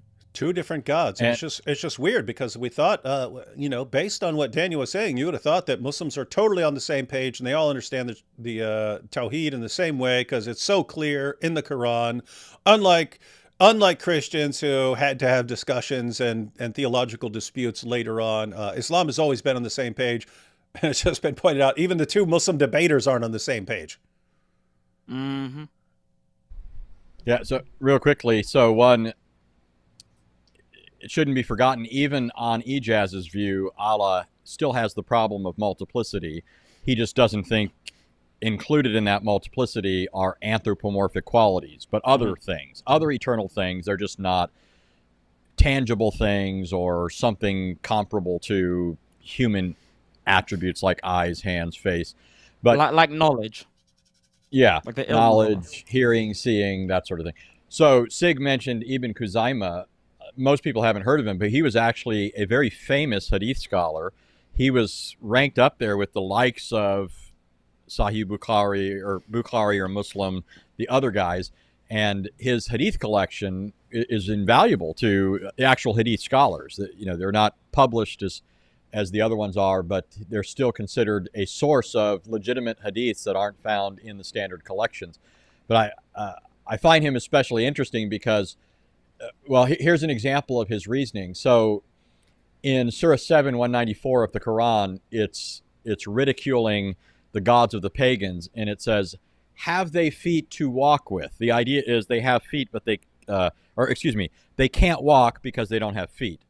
Or do they have hands to lay hold with, or eyes to see with, or ears to hear with? The reason this is so interesting is because it sounds like a verse of the Bible, but it turns it on its head. The Bible's ridiculing the false gods because it says they have hands, right? They have feet, they have eyes, but they can't see, hear, or do anything, right? But the Quran is ridiculing these pagan gods, the things that they believe in, because they don't have the requisite equipment to carry out these actions. They don't have eyes to see with. They don't. So it presupposes the necessity of these things in order to carry out these actions. So Ibn Khuzaimah, commenting on this, he's talking about this exact verse. He says, he quotes the verse, and then he says, if he does not have eyes, nor ears, nor hand, nor foot, then what we are worshiping is a watermelon. So he thinks of his God as kind of like a Mr. Potato Head, where you put these little, it's just like Voltron, like you're talking about. You can attach these little parts to him. So, I mean, and there's a logic there, right? I mean, somebody might want to say that can be undermined, that's not a good interpretation, but there's nothing there. And this guy was no dummy. He's even called the Imam of Imams by Muslims. He was a hadith scholar, highly regarded by many people. And so, you have to say there's something here that at least Daniel has to take a step back and deal with before pretending, well, if Christians disagree on something, then that just shows that their entire theology is false. Yeah, guys, and just to be clear to everyone, so we're pointing out that Daniel and Ijaz actually disagree on their theology. So as far as Sam's criticisms, when Sam is pointing out that you have a law, but then you also have this eternal Quran, both those guys are going to agree with that. So that applies to both of them. When you have in Sunni Muslim sources that the individual chapters of the Quran appear and intercede and so on, that is true for both of these guys. They're both Sunni Muslims. The difference is with Allah actually having body parts, and if he actually has a body, then that body must exist in space, and space would be some additional thing that is eternal.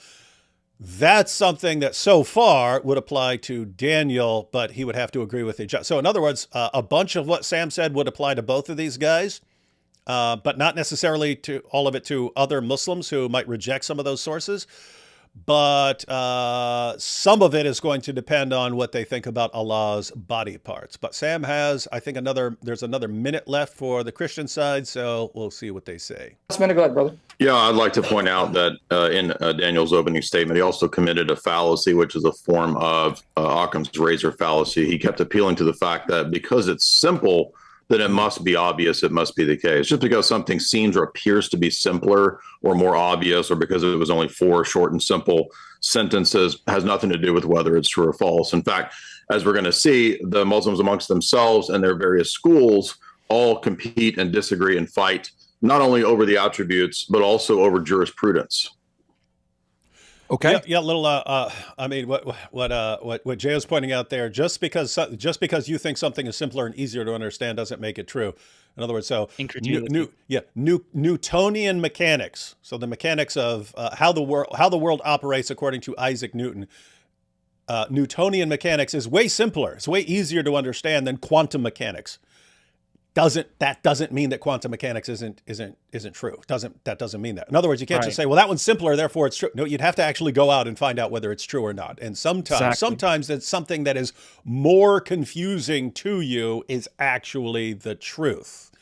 And so, I mean, yeah, getting it. I was just talking yesterday about how I've wanted to make a skit for years where you have a group of Dawa guys and they're sitting in a physics class as their professor explains quantum mechanics or Einstein's general theory of relativity, and they're just going, "Oh, what is this, brother? What is this? This is so complicated. This can't be true." And it's like, you guys couldn't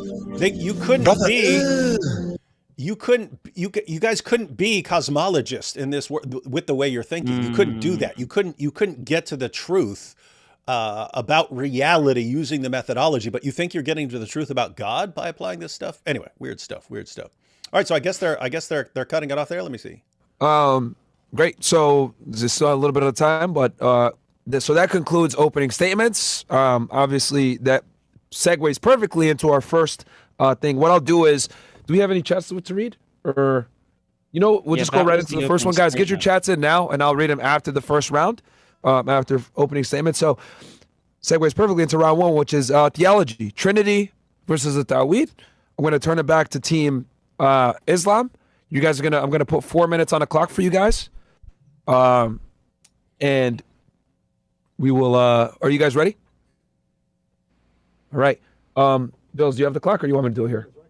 Yeah, 4 minutes for this one. It's funny. He's asking why they don't have the chats ready. Here you go.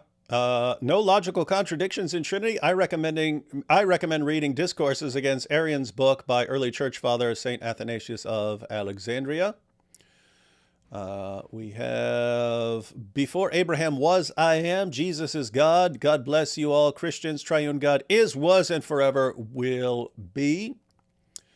We've got Jesus saying, the one who has seen me has seen the Father. Amen. We've got Matt Silva saying, Dawa meeting room, Mimi hijab, he kick a Jew, Ali Dawa, very proud of that, and Satan, I mean Gabriel/Alan. It's not powerful. Ali Baba says, we would appreciate if Anthony could actually review, please. Sig, you good, bro, but Anthony does a good job for Islamic points. What in the world are you talking about? Anthony has been talking this entire time, so has Sig. Stop trying to cause division here. We see a couple of people who say, hey, Huh? I appreciate Sig's comments. Yeah, it's okay, bro. We do too. We've heard from Anthony a million times. It's good hearing from from the British guys. My favorite Muslim argument against the Trinity is that Jesus ate food. Apparently, the all-powerful creator of the universe is not capable of having a snack. Yeah, even though he has a body, according to Daniel Hakikachu, it's still yes. And then Mo here, good old Mo, about Trinity. Easy to see Father and Son in picture based on Christ's words. Hard to find third one of Trinity in same picture. Dishonest ones say we question Jesus' divinity. Not true. This is Mo, the guy who was saying I only ever talk about Islam. Joshua here says, did AP join the Sons of Anarchy? Sons of Anarchy. Oh, Sons of and Anarchy. Give his life to Jesus. Harley Davidson, be upon him. Joking. Just kidding. All you are great, and debate AP on something interesting to him. Canned Ace. Yeah, I'm sure we're going to be going into the Candace issue. And what denomination is Sig? He seems to have a high view of the church and church fathers. Very fond of his input. Very insightful. In your face person who said, no, Sig just needs to shut up. We can't understand him with his British accent. It's okay, man. Listen, I have no hatred for anyone. I love it, okay? I love the controversy. I love people trying to help me improve. So it's all good on my end. I don't really mind. It's all right, man. Yeah. And what the heck? Sig sounding like hijab? Madness? Yeah, Sig does a pretty decent... Oh, David, you'll love this. I had dinner with the guy. Hijab? Yeah. I had dinner with Mo. Yeah. It was a crazy... So... this is like my second time going to the corner. I go to the corner and I meet Mohammed Hijab, and like I basically cook him on this argument about how his God means a necessary creation because of the way he thinks about his attributes. So I sort of cooked him there.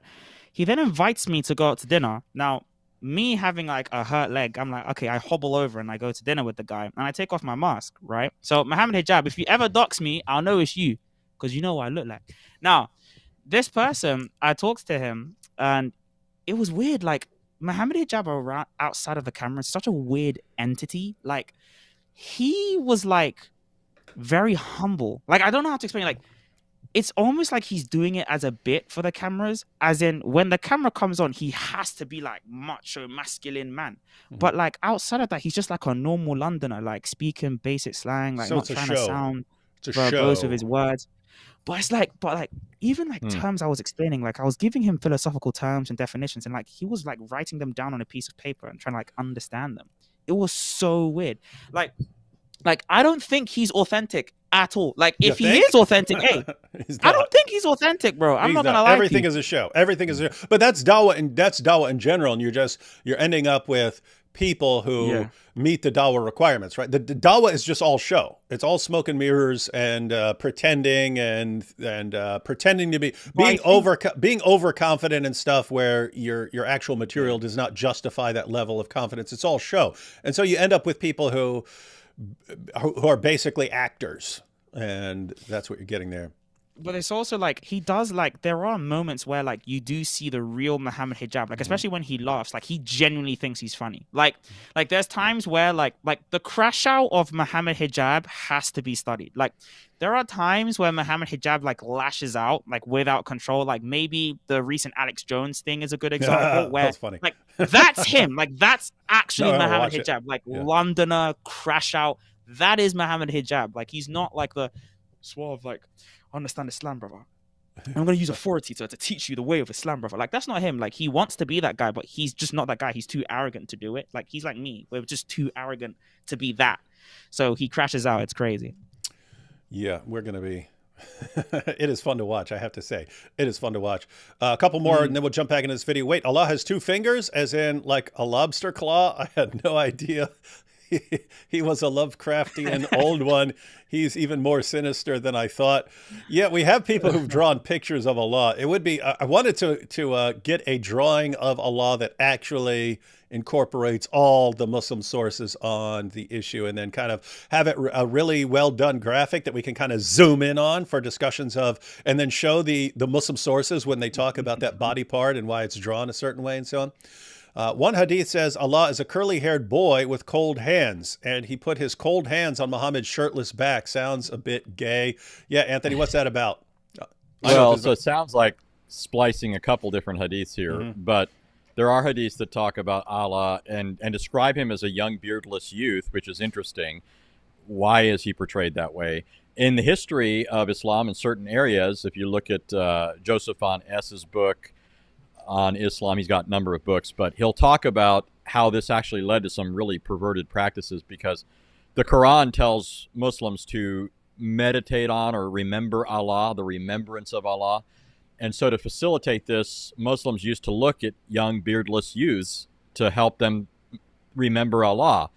And this led to from one thing to another and so forth.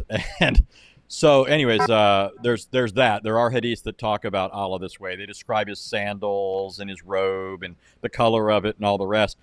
But then there's a Tirmidhi hadith that mentions Allah putting his hand between Muhammad's two shoulder blades and feeling its coolness in his chest.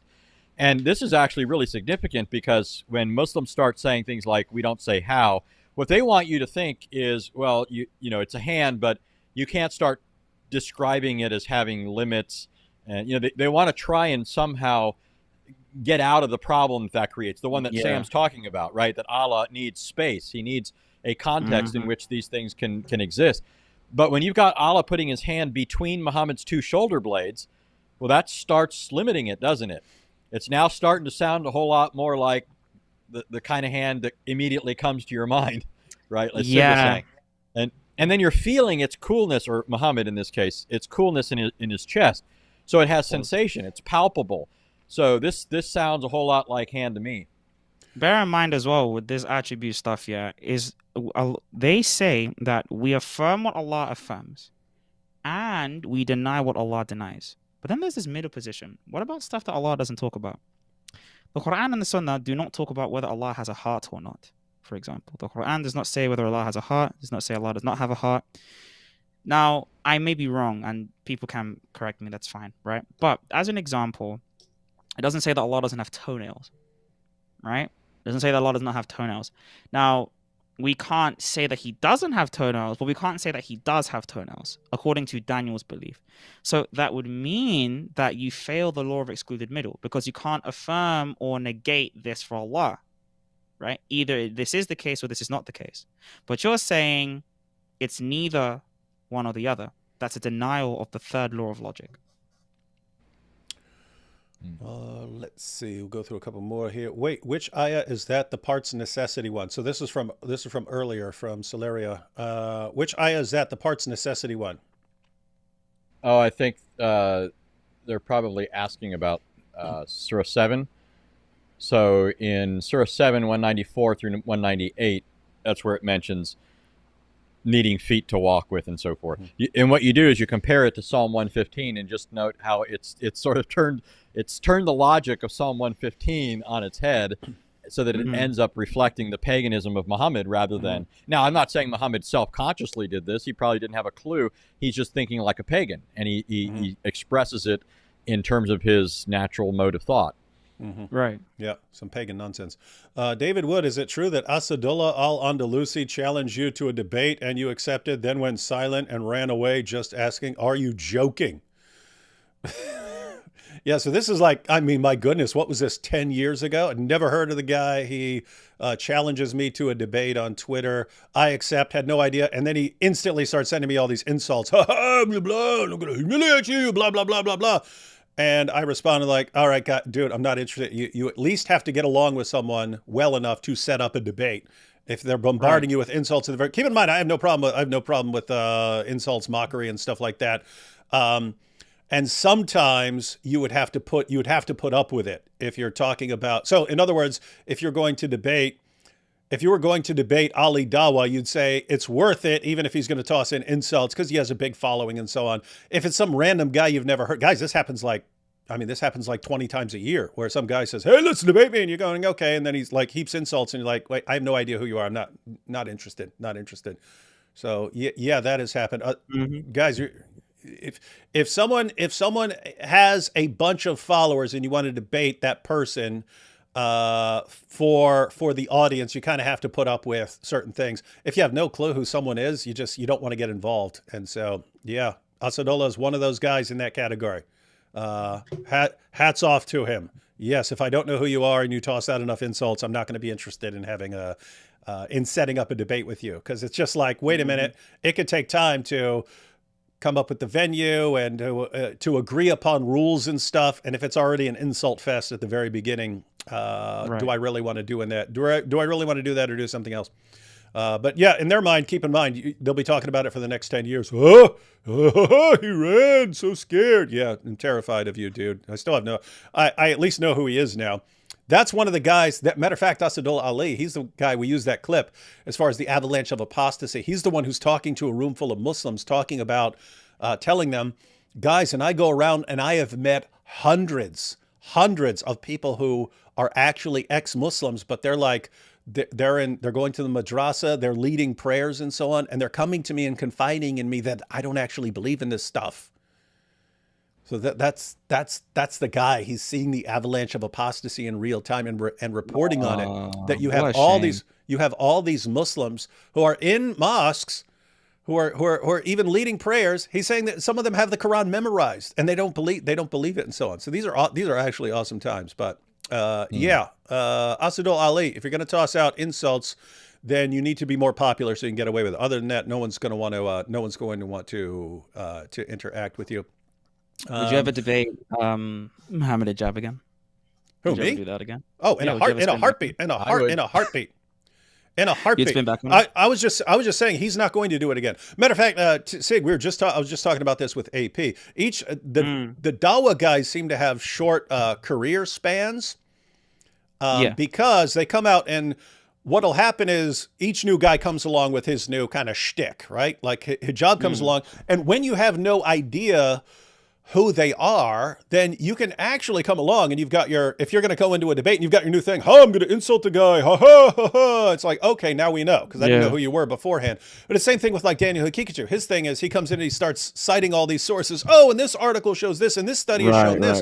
And other people, the people he's debating it, they haven't read those. So you assume that he's telling the truth.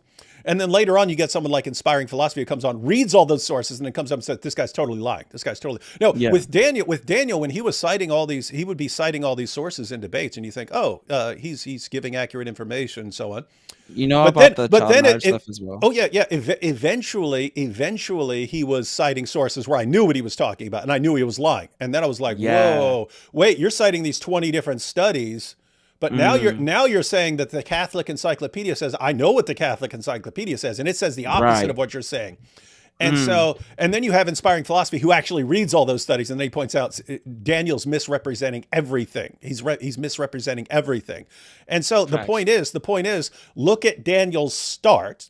He was very successful with this, and this study has shown this, and this study has shown this, and this study shows that wife beating is great. Whatever he's quoting this stuff for, right? That's a crazy take, by the way. That's an insane he's basically using all these sources to defend child marriage and so on. But guess what? No one is dedicating their lives to studying all this stuff with child marriage, right? So it works for a while. Until you got people who actually go through the sources and then say, wait a minute, this is not what these sources say. And guess what? The methodology collapses. Look at Daniel's recent debates. He's been getting crushed. What happens? You come out with your new shtick. It works for a while. People catch on. Then you need to stop debating because your method's not going to work anymore. They're on to you. But it's the same with Daniel, Hijab. It's the same with all these guys. And that's why you have people like Zakir Naik, who comes along. He does what, 2 or 3 debates early on before anyone knew what his methodology was. And then what happens? Never debates again. That's what you have to do. Go use it, get your little bit of success. Then once everyone catches on to you, stop debating. Just don't do it again because you're going to get embarrassed. That's what these guys need to do. And I think Hijab is onto that. That's why you don't see, I mean, if Hijab is really the champion of debate, he should be going around like debating everyone. Instead, everyone's challenging him. He went to Speaker's Corner. He went to Speaker's Corner. Over 300 debates. No one defeated me. Of course. He actually said that on the Fresh and Fit podcast as well. It's the stupidest thing I've ever heard. Yeah, weird, wild stuff. How was Muhammad the last prophet if Jesus is still alive? That is a good question, and it's related to the issue of Ahmadis and believing in that Mirza Ghulam Ahmad is the second coming of Jesus, and Muslims say, you're not real Muslims because you believe in a prophet after Muhammad. Well, guess what? The rest of you Sunni Muslims believe in a prophet after Muhammad. You believe in the second coming of Jesus, which is what Ahmadis believe. So you can rule them out as Muslims, but not on that basis. Who assembled Mr. Potato Head, Allah and his parts? Yeah, that's a good question. If Allah is the Mr. Potato Head, then who assembled him? And is Allah a Shadakan? Ooh, brother. I don't know what that means. Wait, I have the sound. That's why it's like a. Oh yeah. Ooh, brother. What's that? That is awesome stuff. All right, guys, now we hear the response from the Muslims. We're going to see how powerful this is. And from this point forward, it's going to be 4 minutes. So just opening statements number 5. 5 minutes. So once you guys start talking, we'll hit the clock. We'll do that, Bill, to make it easier. Once they start talking, we'll hit the clock. Okay, I guess I'll go first here. Oh, awesome. Now we get to hear from Ijaz. This is going to be awesome. So guys, they disagree on their theology, and we'll find out if this comes out. Notice that for this debate, Sam Shamoon had to create a religion, a mockery, something which does not actually exist, in order to argue against the Muslims. No Muslim believes that Allah is 115 persons. Not even the Christians who didn't understand Islam, like John of Damascus, could come up with something so ridiculous. Wait, they say John of Damascus doesn't understand Islam? No. He's saying that Sam's argument is so ridiculous. He's made up something that is so outlandish. Not even John of Damascus. So he's putting down John of Damascus, but he's trying to put down Sam more, right? So Sam's outlandish, even John of Damascus. Now, here's the irony, though. if I were to read Muslim sources, right, he's saying Christians weren't saying this sort of thing. Now, that's just not true. But I could turn to Muslim sources in the early history of Islam who were making these sorts of criticisms. So the idea that Sam is doing something here that is so outlandish, not even other critics of Islam would do this. Ijaz doesn't realize, no, this is right in his own backyard, right?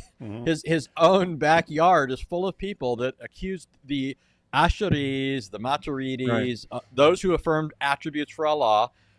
They accuse them of being polytheists, of asserting a multiplicity of entities in addition to Allah, his existence, his essence, and so forth. So, and in addition to that, Sam is just saying, here's what you guys said.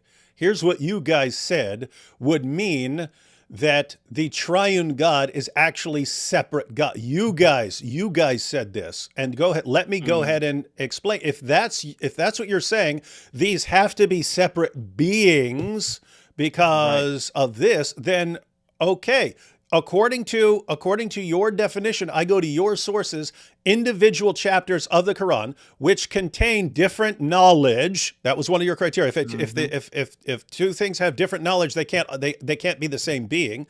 Okay, well, yeah. So different chapters of the Quran contain different knowledge, and they appear as personal agents, so they're communicating. But wait a minute, these things are the speech of Allah. So either you have the speech, so either Allah's talking to himself and having this discussion with himself, or they're separate beings. You guys decide. So he's saying that, and they're going, oh, but we don't believe that. Right. It's an implication of what your sources say and the method that you just used, right? In other words, I say, if I take what you just said about my theology to refute it, and I say, okay, that's your methodology. Now I know your methodology. If I take your methodology and I apply the exact same thing to your own sources, here's what you get. Here are the implications of that. Prove me wrong. Prove that those are not the implications. And Ijaz's response, but we don't believe that. Right. What you mean is you haven't applied your methodology to your own sources. Great. Sam did it for you. Sam did it for you. So if that's what happens let me put it this way. If what happens when you take your sources and you apply your methodology to your sources, if what happens is something you do not believe, that either means you have a problem with your sources or you have a problem with your methodology. I don't think you're going to dispute your sources, which means your methodology is defective. It leads to things that you do not believe. Why are you applying a methodology to Christians when you do not believe your methodology? That's the point. That's the overall takeaway. And what's the Muslim side going to do? They're going to insist on applying the same methodology that they would never apply to their own sources. And they're going to insist on lying. Yeah. So here we go. Ijaz. That this is the case in Christian theology, that God is another being. I mean, I do believe that I do think that they believe in, what's his name? Justin Martyr, saying that there's another entity. Of course, they would like to revise that, but that's what he literally says. When it comes to the New Testament, Jesus says it's a person cannot have two masters, or rather that he cannot serve two lords. We look at the Jesus of the New Testament, he's at odds with the Christian understanding of the doctrine of the Trinity. We can even go a step further than this. For us Muslims, yes, the Quran describes Allah in a simple way, Surah Al-Ikhlas, but from this we get a comprehensive understanding. We say that this is a Jawami al-Kalam, or speech which is extensive. You can ask us almost any question about the nature of Allah, and in those short passages. And just a little bit on what he just said, but you can ask us anything, and we'll be able to. What do you mean? You mean later guys actually tried to clarify this, fought wars over it, and so on, and the guys, and now you guys go with certain people and so on. That's exactly what you condemned Christians for doing. You said, hey, if later Christians have discussions about this and they clarify and so on, this shows that the Christian view is false and is not actually in the Bible and so on. And then and then he's sitting there saying, oh, we've got all this figured out. Based on what? Based on, if I ask you, hey, is the Quran eternal and so on, is the Quran eternal? You guys had to have debates and even fight over this stuff later on. What's that mean? It does. It's actually very simple.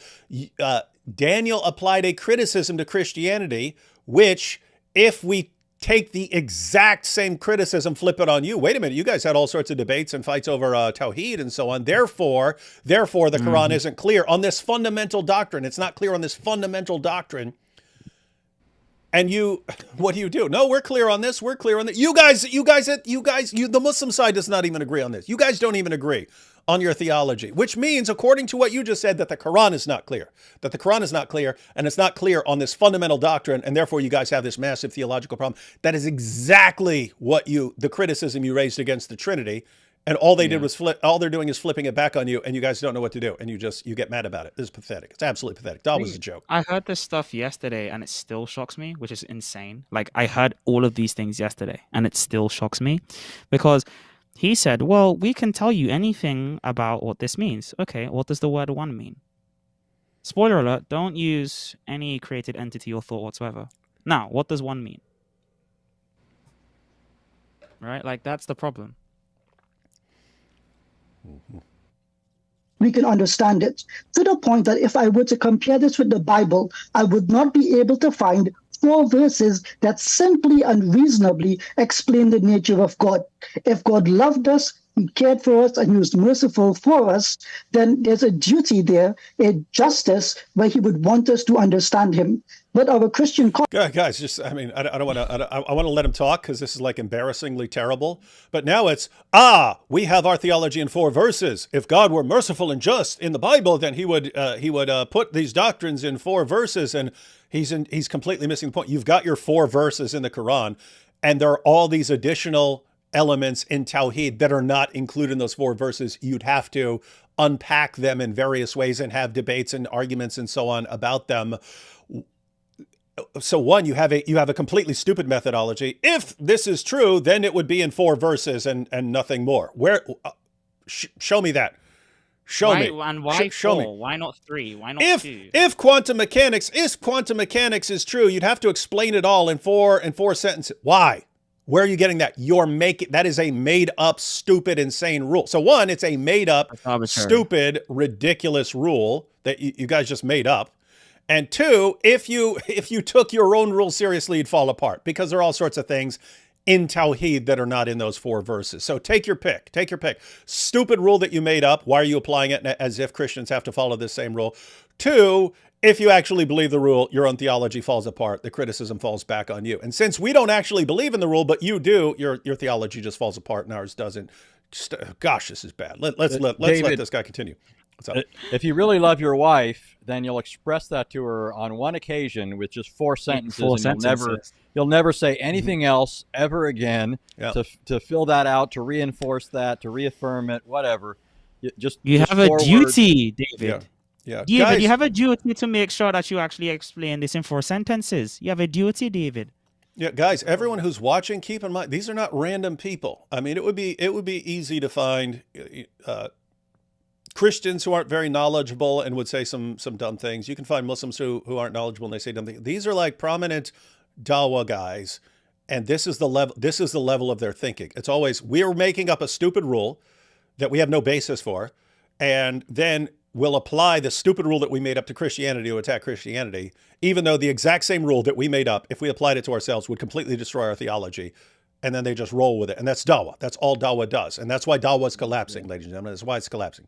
Let's get back to Ijaz. Fundamentally cannot and do not understand God. I'll give one simple example here.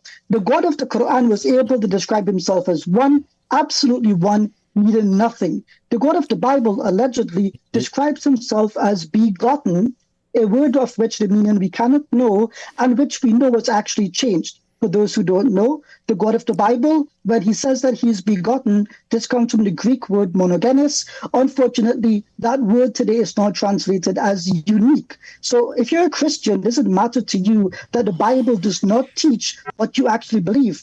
My friend here, Sam, actually teaches that if a thing, an idea or belief, cannot stand being tested by the Bible, then it is false. So I would like to ask him, where is the belief that Jesus is begotten using the Greek of the New Testament? Brother Daniel.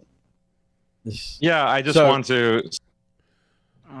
real quickly, so I'm sure Sam can answer this, and will, but Ijaz says the Surah 112 is clear. It defines Allah as absolutely one, but it doesn't do that, first of all. It says one of there, technically. One of what? One of what? Yeah. And then there's other One of things that are what? problematic there. But then he says that the Christian has a God who's begotten. He's referring to the Son as the only begotten.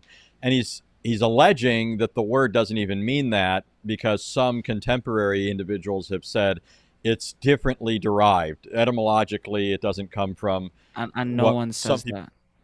Well, there have been those that in modern times have claimed that it has a different etymological derivation, but that's just bunk. It's been refuted.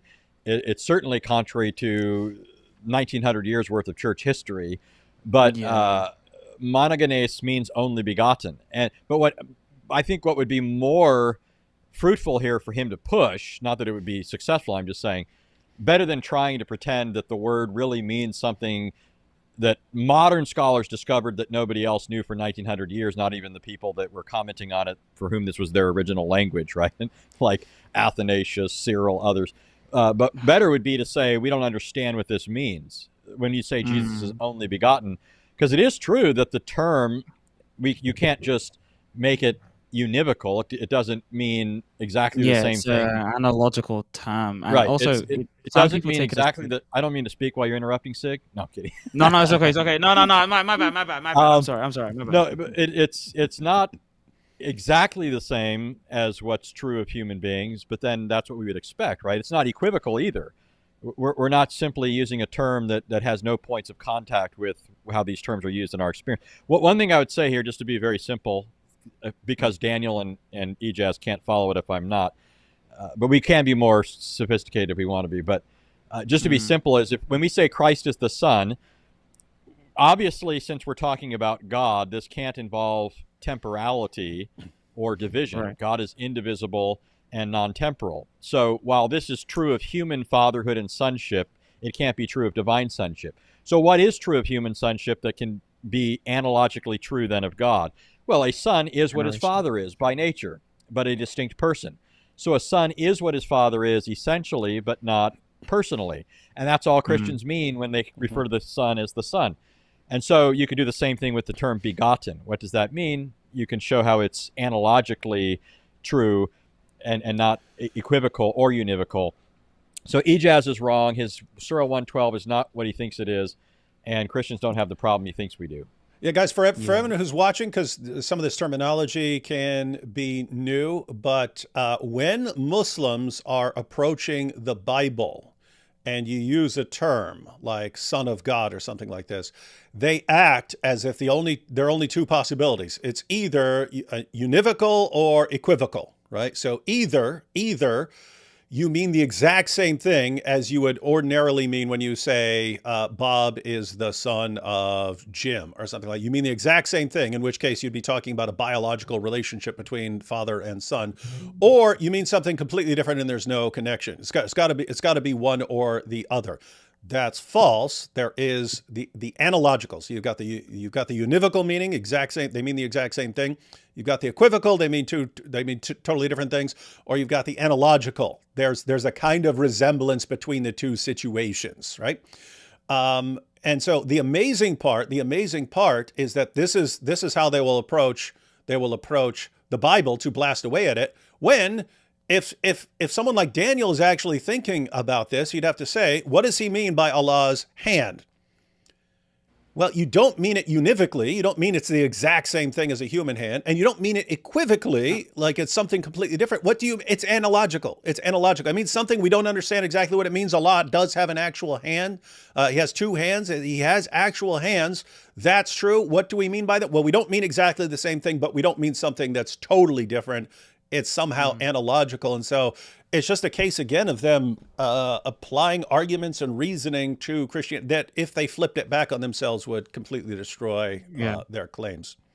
I would like to say something here as well when it comes to the analogical stuff, right? So in Islam, the idea of Allah's hand, it's completely dissimilar. Like anything you think of, it's not similar at all, right? Now, some will say, well, it does similar functions like a hand, like a hand can touch things and a hand can manipulate matter. Sure, but my foot could also do that. I could kick a ball. I'm manipulating matter. So the idea of Allah's hand is actually equivocal. It's completely equivocal. Whereas for Christians, yeah, God is similar to us, but not exactly the same. You know, like we predicate things analogously, and that's the problem with Islam. And it's sort of, at least in this debate, it really breaks down those realities. As for monogenes, we've always known that it's supposed to be the son being of his own class, of his own kind of generation. It comes from the Greek word ginomai, which just means to generate something, to have a child. So the idea there is that the son is an only unique kind of son of God, different to the kinds of sons of God that we are, because we're sons of God by participating in God, whereas the son is the son of God naturally and essentially as being from the Father. So the term just became a noun to explain that sort of uniquing from the Father.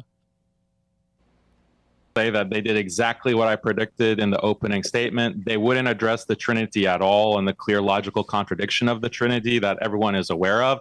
They had to bring up these unrelated issues like the uncreatedness of the Quran, or that Allah has hands, for example. This has nothing to do with monotheism. Maybe they don't understand what Tawhid means. Tawhid means one God. It means monotheism. And this is the claim that we're making, that polytheism is the Trinity. The Trinity is polytheism.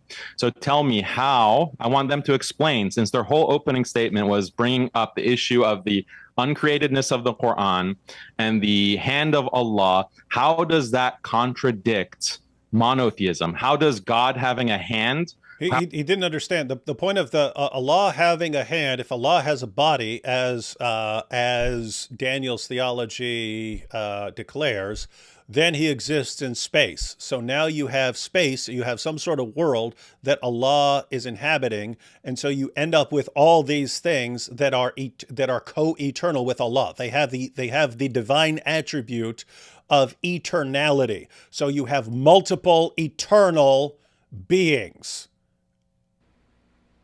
And what's that mean? Are they eternally uncreated, or is Allah eternally generating space? What's going on here? And they don't understand. They're complaining, oh, you haven't defended or explained the Trinity. No, you guys at the very beginning, you said that this is polytheism. All they did was say, following your exact methodology when we apply it to your sources, then you'd have to declare that you guys are polytheists too, which means what? Which means drop the objection that if you have distinctions within something, therefore it has to be a bunch of separate beings. Either drop that objection or declare yourselves polytheists. But under no circumstances do you get to apply this reasoning to Christianity and say it's polytheistic and then say, oh, ignore our own theology and what would happen if you applied the same reasoning. That's it. So guys, that's all that's happening.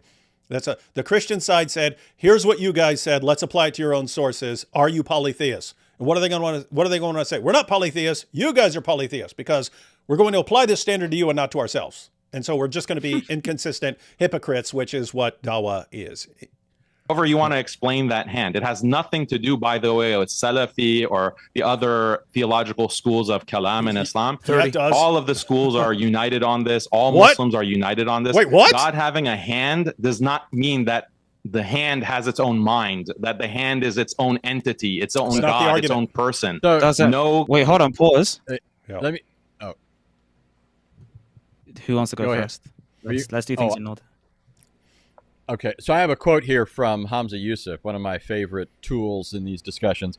He has a book on the creed of Imam al-Tahawi, which is supposed to express a classical Islamic understanding of Allah. And Hamza Yusuf is a classical Ashari, so he doesn't hold to Daniel's Aqidah, but he also doesn't hold to the Mu'tazila Aqidah that denies Allah having attributes. So he'd say Allah has attributes, but he would reinterpret the statements that are otherwise taken anthropomorphically by people like Daniel. But he's talking about the history of the debate between the early Mu'tazili, who denied Allah has attributes, and the Asharis that came along and says, no, he does have attributes. Listen to what he says here. He says, the Mu'tazila insisted that God's attributes had no existence distinguishable from his essence. So there are not separate attributes. There's simply a description of Allah's eternal being. Their negation of God's attributes arose from their concern regarding the Sunni position. So by Sunni here, he means the Asharis. So they were concerned about something in the Sunni position. What was their concern? He goes on, the Sunnis in turn responded to the Mu'tazila, arguing that the attributes were in addition to the essence in such a way as to be neither the essence nor other than the essence. Now, try and wrap your head around that for a minute. That doesn't sound simple to me. They're not the essence nor other than the essence. But he goes on, not the essence nor other than the essence. This was a supra-rational attempt at avoiding the polytheism of which the Mu'tazili accused them. So, in other words, the Mu'tazili who said Allah has no attributes were accusing the Sunnis, the Ash'aris who say Allah has attributes, of polytheism. And he goes on, he says, but he calls it a supra-rational attempt at avoiding that charge. So this is Hamza Yusuf. This is his position. He's saying it was a supra-rational. In other words, it is not strictly speaking rational. It is not something within the sphere of comprehensible by ordinary intellectual means. That's what he's saying. It transcends logic. Now, I'm not opposing something simply because it's super rational. But the point is, Daniel's the one saying that their position is simple and ours is not understandable in terms of simple logic and so forth. So how is it that their position is in its very essence supra rational according to Hamza Yusuf, and yet that's not problematic? But by the way, when he goes on to talk about this further, it ends up not really being supra-rational, but altogether contradictory. Here's what he says, this last part of this. He says, theology is a mental activity by nature and often involves paradoxes in which, now this sounds good at first, in which seemingly insoluble problems are dialectically entertained in the mind of the theologian. He goes on to say, for this reason, true theology is, to a certain degree, the squaring of a circle within an enlightened mind. So the enlightened mind of people like Hamza Yusuf engage in squaring circles. Sorry, that's not what we mean by supra-rational, something that goes beyond our ability to fully understand. That's contradictory. That's irrational. And what do you want to say, Sig?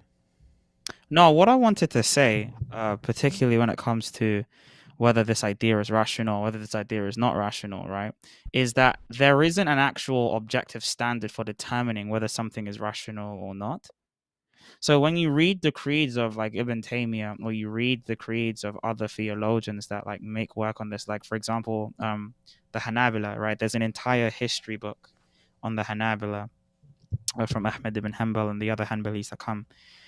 When it comes to them saying something is rational, for them, it is enough that the Quran says it. So if the Quran says it, it has to be rational. Even if there is evidence or an argument that actually suggests its irrationality, they will just say, look, that argument has to be wrong for some reason. And although there is no reason why the argument is wrong, it's wrong precisely because Allah revealed it. Whereas in contrast to this, we believe that actually, even if a human personally cannot work out the problem of the Trinity, quote, quote, someone else will be able to, because it's not illogical. Someone is going to be able to just apply logic better than us. A computer could be able to do it, things of this nature. Whereas when it comes to Allah literally having a hand or Allah metaphorically having a hand, there's nothing rational as to why Allah has to have 2 hands rather than 3, rather than 5. For all we know, Allah could have an infinite number of hands. We don't know the number of hands that Allah has. We know that He has 2, and we know that at least one of those hands has 2 fingers. You know, these are the problems that we do see when we're faced with this creed. And more importantly, Haqiqatu is doing a personal incredulity fallacy the entire time, which is that because I personally don't really understand what you're saying, because I personally haven't exhausted the philosophical literature, because I personally am not prepared for this debate, then unfortunately your opinion is wrong. Now, this is different from, Occam's razor, which is the law of parsimony. That is that we shouldn't multiply entities. We shouldn't multiply the number of entities for an explanation. We should only put forward what we absolutely need to explain a thing, right? Now, with the Trinity, we would put forward a treatise on it, right? We would put forward a lot of ink on it because we think that's necessary to articulate the doctrine. Whereas for Daniel Haqiqatu, no matter how many works they write, they can never square what it means for Allah to be one without breaking the very rules that they put in place. Yeah, indeed. And so, in other words, what you're just talking about is basically, is Daniel saying which is standard dawa. Hey, we can't get this, therefore it's not true. Again, I mean, apply that to cosmology or something like that. You couldn't be a Muslim cosmologist if that's your thinking. But so the idea, guys, is the Trinity is true whether or not Daniel Hakikachu gets it, whether or not any Dawa guy gets it, whether any Christian understands it. It's if God is a Trinity, then God is a Trinity. And so you take all the stuff that was just brought up about Islam, about Allah. So you've got Allah, you've got Allah's spirit, you've got Allah's speech, but the speech of Allah appears as a man. The spirit appears in the form of a man. And then within the one man that the Quran appears as, there are 114 separate chapters that also appear as personal agents who intercede and so on. I look at this and I go, I do not understand this. You would have questions like, okay, so when the Quran intercedes with Allah, since that's the speech of Allah, is that Allah talking to himself, or are they separate beings? What's going on here? Guess what? I don't understand it. I would not say, therefore it's false. If I had good reasons to believe that God revealed that, I would say, okay, it doesn't matter if I don't understand how all these 114 different chapters speaking and then coming together like Voltron. If God revealed it, I would say, okay, it doesn't matter if I get it or not. God revealed it, and I'll try to understand it. But even if I don't, if that's what God revealed, then that's what God revealed. Whereas these guys will just say, oh, the Trinity is confusing to us, therefore it's stupid and false. I was like, wait a minute, if you guys are saying that's false because it's confusing, hence, this is why Sam brings in all these things about Islam that are massively confusing. And this is an embarrassment, man. Dawa is one massive embarrassment. Dawa is one massive slap in the face to rationality. Let's go ahead and see where Daniel. I'll let Daniel finish up here. Theologian has ever said that. There's no challenge to monotheism of Islam by bringing up the hand or the Quran or anything like that. Sure. Or the shin, and again, like you just said perfectly, Didn't understand the 115 argument. separate gods with minds. The Quran doesn't have its own mind. That is time. Okay. Okay, pause again, right? The Quran doesn't have its own mind, and yet the Quran appears as a man, speaks to people, and intercedes on behalf of people with Allah. So it's doing all this without a mind. It's speaking, remembering, because it remembers the things these people did. It's keeping record. So the Quran appears in the form of a man, speaks as a pale man, intercedes for people as a man, recounts what they've done and does all of this without a mind. So now what Daniel is saying is the Quran, which has no mind, does all the things that only someone with a mind does, and yet so the Quran is simultaneously mindless and does all the things that have a mind. This is exactly what we're talking about, guys. You have massively confusing things within your theology. You pretend that they don't exist, and you attack the Trinity and say, "This doesn't make sense. This is hard to understand. This can't be true." And then when someone applies the exact same criticisms to you, you flip out and whine and claim to be victims here. Hey, Anthony, you wanted to say something, right? Go ahead. Again, you have the arbitrariness factor, because just like before, they set up these standards. You have to have 4 verses to describe your entire theology, or it's not true. And that's an arbitrary standard, right? Well, now Hakikachu is saying that these things have to be personal. They have to have a mind in order for them to be true deities. But who said that's true? Now, you've already said that's not the case. This thing is acting like a person. In fact, all these chapters are acting like persons. They have the attributes that we use to identify a person, but assume it's not the case. Assume they're eternal, but they're mindless. That doesn't remove it from the realm of polytheism. Ancient pagans had all sorts of entities in their system that weren't personal, that compromised the absoluteness of no being in their system could be ultimately absolute. Well, at least many of the systems of classical paganism. They had an eternal world. They had matter existing, right? The God that shaped it might be distinct from it and be called a God, but the thing that he's shaping is an entity of its own. and it was also imbued with divinity in many of these systems. They did think of these things as deities. They thought of even the gods ultimately coming from some of these impersonal realities. So the gods that are personal were coming from impersonal realities that are more basic than them, right? Eternal, whereas these gods are coming into being. And so you might not call them gods, but I mean, again, they were considered gods in ancient paganism. The earth was considered a god, water was considered a god, the heavens were considered a god, and that was true whether they were personalized or not. I mean, to touch on that point as well about and I really want people to understand what Daniel Hakikachu is trying to do as well. Again, if we go back, guys, make sure you play the stream back. But if you go back to the stream, remember the two criteria we gave for failing monotheism, right? Number one was composition, and the other one was polytheism. So Daniel Hakikachu, even if you want to say, well, they're not separate minds, that they don't have their own mind, even though they all do the things which are necessary of a mind, by the way, since you can't remember without having an intellect. Otherwise, you could say that this could remember, right? This is from my McDonald's 2 days ago. Okay, don't ask me to clean my room. Like this, right? This could remember for you, right? Because there's nothing stopping it from doing that. Whereas you could say that your phone has memory, right? In an analogous sense, no? You could say your phone has memory, right? And that doesn't have a mind. So you could say that the Quran can remember without having a mind. But the problem here is we're using actually this metaphorically. You believe it's a real thing that happens in the intellect. So if the Quran is able to intercede, it's able to argue, it's not like it's just praising God. It's doing something contrary in a sense, subalternately to God.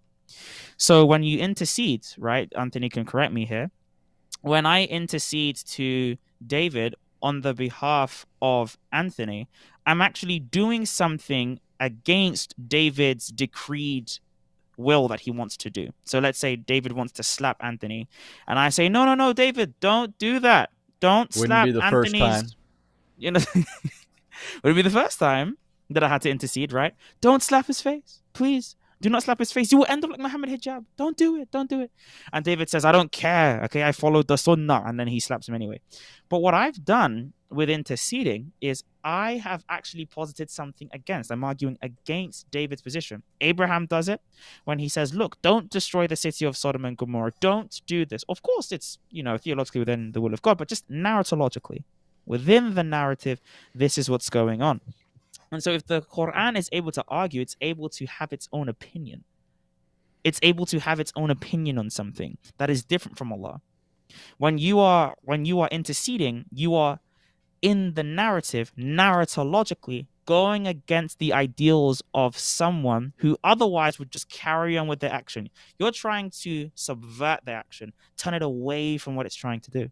So when the Quran is interceding, it's doing something intellectually different to what Allah would have wanted to do, which would be to send the person to hell.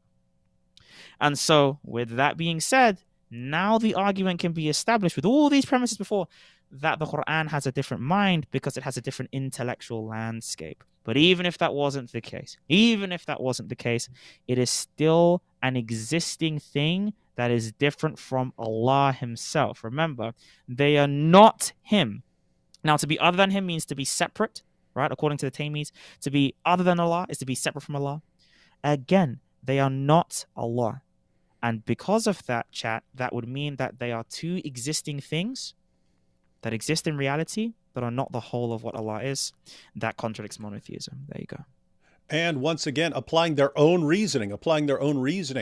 If individual chapters of the Quran, individual surahs, appear as these flocks that intercede on behalf of people and who remember what these individual people did so that they can intercede with Allah, what does that mean? It means that Surah 2 interacting with Sig has different knowledge than Surah 5 interacting with Anthony, which means they have different knowledge. And according to Daniel's own argument, this means that they are separate beings with separate minds and separate wills. And so if this is all eternal, you have a bunch of eternal existences that are separate from each other and are separate beings. How is and they are all necessary. And they're all They're necessary. all necessary. They're all necessary. So again, this is Daniel. This entire debate so far, it looks like this debate's just going to be: here's our standard and here's our methodology. Okay, let's apply this to you. No, don't apply this to us. That looks like this is what the entire discussion is going to be. Yeah, don't apply the reasoning that we just applied to you. Do not flip that back on us. Don't, or we'll whine and cry. All right, let's see what happens. I will turn it over to Team Christianity here. This is the bottom of the first round here. Billsy, we got the timer for them. 4 minutes again on the clock. And when you guys start speaking, we'll start the clock once you start speaking. Do you going to ask something to say, Sam? Jay, do you want to go or you want me to go? Let me have 1 or 2 minutes, and I'll throw it to you. So I did want to address what Daniel said, because, of course, he misstated several things about what our position is. Mm-hmm. First of all, the argument about attributes was not that you believe that they're persons. Sam was making an analogy to show that you have the exact same problem in your position, and you have a double standard when you try to say that we have to solve this Trinitarian dilemma. It's a contradiction. But your view of the attributes is not subject to that problem. That's just a double standard. What's the point? Nobody said that you believe that the attributes are persons, so that's a misdirection. First of all, didn't Hikichu already admit that Paul taught the Trinity? And I think Ijaz disagreed with that. So which one is it? Did Paul teach the Trinity or did he not? And then I would also add that Christ does not have a human person, and that's why the notion about divine mind is a two-mind scenario where he shares a divine mind with the Father, and he has limitations in his human mind. That's why it's two minds. So you tried to say that he had one mind and it was separate knowledge. The expression where he says that he's limited in knowledge is a reference to rhetoric. And if you can read St. Basil, letter 234, 5, and 6, he talks about these issues and he explains that just as Jesus says in other places that there's no one good but God, he's not literally saying that there's no one else good, because in other passages he calls himself good. He calls the Holy Spirit good as well. And so it's a feature of rhetoric. You have the same types of expressions in your own Quranic exegesis where you try to solve these dilemmas, but you don't want us to have that, right? Sam, I'll throw it to you. Yeah, notice how Daniel conveniently wants to evade what the topic is. The topic is Trinity versus Tawhid. But I know he can't defend Tawhid because it's irrational. So he just wants to attack the Trinity. How does Daniel Daniel always gets this nervous grin when everyone catches him out. He gets this big smile on his face. And it's like, it seems like that's, if you ever caught him in a nursery school or something like that, that'd be the smile on his face. Thinking that Tawhid wins by default. Daniel, you're the one who set up the topic, Trinity versus Tawhid. You didn't want to do it sepaleply, so stop whining about it. Now, coming back. Oh, that's funny. So Daniel's the one who wanted it set up Trinity versus Tawhid, and then when in a debate, and then in the debate, Muslims just say, "Yeah, Trinity. I mean, Trinity. That's confusing. Let me spend my entire time showing that the Trinity is irrational, and we'll just assume that Tawhid makes perfect sense." And then the Christians go after Tawhid, and then they complain, "Oh, he's attacking Tawhid instead of explaining the Trinity." These guys are a joke, man. It's a total joke. You know the craziest thing about this whole thing as well is there was 4 topics, right? There was 3 topics that Sam Shamoon actually wanted to bring. And I went on the Twitter and I was checking all of this out, right? Mm-hmm. He wanted to debate, okay, does Muhammad believe in like the Bible? So he was like, look, does the Quran confirm the Bible? Like, what's Muhammad's view of the Bible? Does the Quran teach the Trinity? And does the Bible teach the Trinity? Those are the 3 topics. Now, we all of us know Sam is not a metaphysician. He's not a philosopher. He doesn't do this. Do you know what I'm trying to say? So it would be redunculous to debate him on it because that's just not his interest. Okay? Now we have guys that would like to debate on the metaphysics of the Trinity. Jay Dyer debated him and cooked him, right? It got to the point that someone made a chat GPT AI photo of it. Khalil cooked him, and Khalil's a Muslim. Oh no, Khalil. Jake. Guys, if he you cooked haven't Jake on the same thing. Debate, oh my gosh, guys, because I was there in the like pre-game for this. Like I was with Khalil and like his boys like doing this. Like all of us, David, there was so much lore about Clubhouse debating that you're not aware of. And I was like in the thick of it. Like there was a whole time where Jake was like a Quran only guy for a long time, right? And then he started becoming like a Muslim and getting a bit popular with the LPT. And Muslims kept like harassing Christians, Jewish guys, and Shia, right? The Sunnis just kept harassing us. And so we all just got together and said, you know what? We're actually all monotheists. Like, why are we taking this? Like, we're all monotheists. Let's just make a pact to not debate each other and just focus on like the Sunni terror right here, like the Sunni weirdness that's going on. Let's just focus on that. And then we just all just started like cooking the Sunnis like simultaneously. It was the craziest thing that ever happened, right? Because like we just got tired of the Muslims like doxing us over and over and over again. And so we were like, you know what? We're just not even going to fight amongst ourselves. Let's actually just deal with the polytheists, that is the Sunnis over here. And we did that for a long time, right? Got to the point that Jake wanted to debate Khalil and Danny. Now, bear in mind, Khalil and Danny isn't a small fry. He understands traditional metaphysics. He's good at this. At this point in time, Jake is still taking online Arabic classes to try to get better. Now, Jake will probably make a video saying, I didn't take online Arabic classes. I'm actually amazing at Arabic. Look at me recite the Quran. Jake, go ahead. I truly don't care. I'm being superfluous here. Jake then debated Khalil and Danny on the topic, okay? And there was a lot riding on this because Jake was saying, oh, I'm going to show how Shia Islam is kufr, da-da-da-da-da. Khalil and Danny dog walked Jake. I'm not even lying. Like, as a person that has no say in this, Khalil and Danny dog walked Jake. It got to the point that Jake had to do 10 live streams explaining why in the next 3 months, why he didn't lose the debate. Like, he just started going on a cope sesh for 3 months.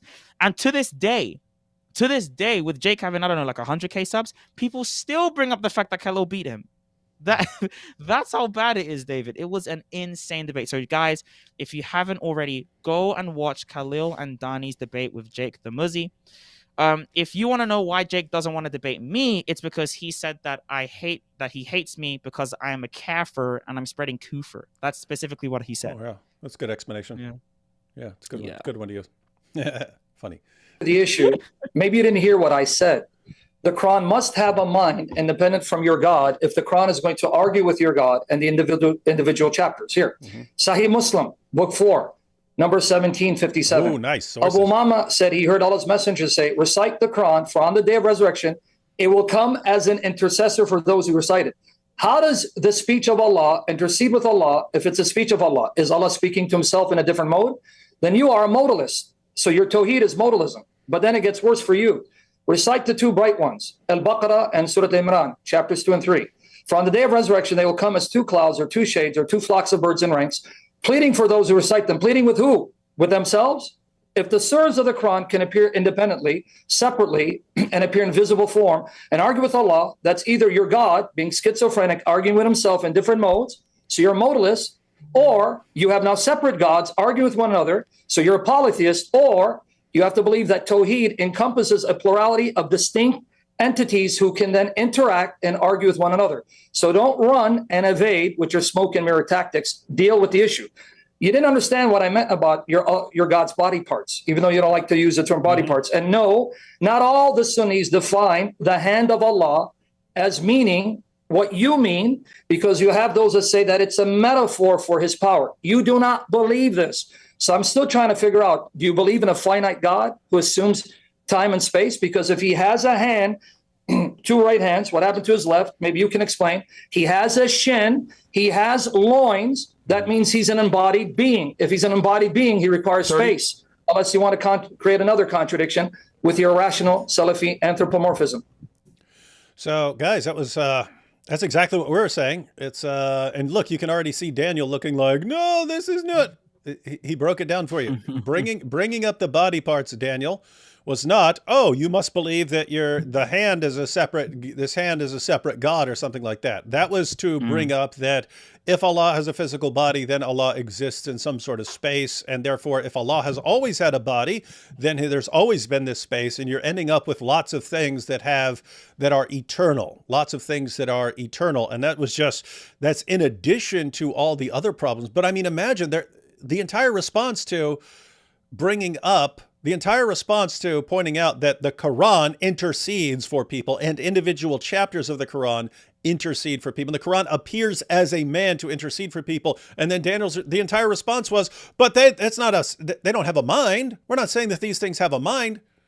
What do you mean? Speaking and remembering and interceding and pleading and talking and arguing. What are you saying this doesn't have a mind? What are you talking about? What do you mean by mind? And so it's just another example of, okay, it's doing all the things that are associated with the mind, but it's mindless. And so that's at the core of that's part of your theology. mindless things, having talking and arguing and so on, and remembering. By the way, and speaking. And pleading. Notice how this necessarily means that these attributes are something other than Allah. If they're identical with Allah, then you couldn't say they're mindless. Mm-hmm. Right? So if they're mindless, then they're definitely other than Allah. So you have on your hands, with Allah's attributes, a plurality of eternal entities. That's polytheism all by itself.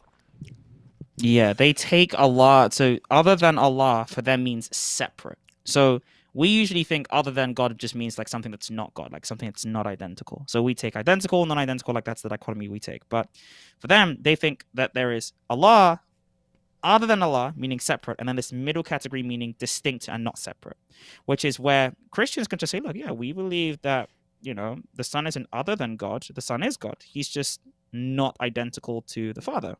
He is distinct and not separate. So that is how the Taimis understand that other than Allah stuff. It took me some time to get that as well, but yeah, it's okay.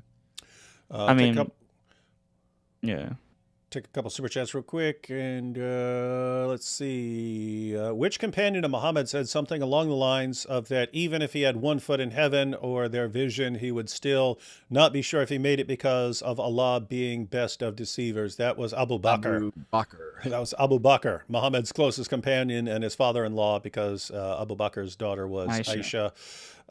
So yes, this was Abu Bakr. Abu Bakr, who, interestingly, was one of a handful of people that Muhammad guaranteed would be in paradise. Muhammad guaranteed Abu Bakr would be in paradise. And what does Abu Bakr say? If I had one foot in paradise, I would still fear Allah's makr, Allah's deception, right? In other words, I'd still be worried that he's just tricking me. And now you might be wondering, how could a Muslim who's been guaranteed paradise by Muhammad himself say, I still am not completely convinced? Because he knows that Allah had deceived the Muslim community even through Muhammad. This is in Surah 8. It's the Battle of Badr. It's the Battle of Badr. The polytheists of Mecca are on their way to protect their caravan, and Muhammad has a dream in which only a few people are there. Only a few people show up to the battle. And so he delivers this to his followers. Guys, I had a dream. These guys, they're not a lot of guys showing up, and so we can actually go out and beat them. And the Muslims, yay, we can go beat them because there's not a lot of them. They go out and they're actually outnumbered. A bunch of polytheists showed up, and so then Allah has to tell them in Surah 8, yeah, I tricked you through Muhammad's dream, but it was because I knew you wouldn't go out and fight unless I tricked you. And so if you absorb the idea of a God who just tricks you to get you to do things, then you have to wonder, okay, when he guarantees me paradise through his prophet, just as he told us that there's not a lot of people showing up to this battle through his prophet, and that was a lie to get us to behave in a certain way, how do I know that he's not promising that I'm in paradise through this prophet just to get me to do certain things, but he's actually going to throw me into hell? How do I know? You don't. You're dealing with an omnipotent deceiver, and so you end up with these kinds of issues.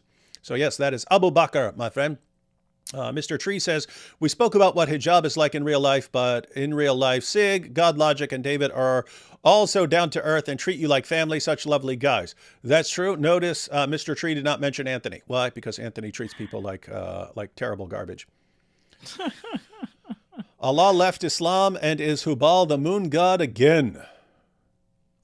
Indeed. I just want to say that was very nice of you, David. You're welcome. You're welcome. I'm always here. I'm always here to support. Video game controller dances. Oh, that's a super sticker. I'm sitting there reading it like it was a comment.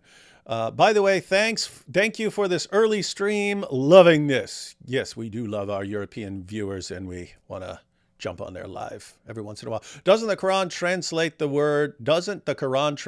word begotten?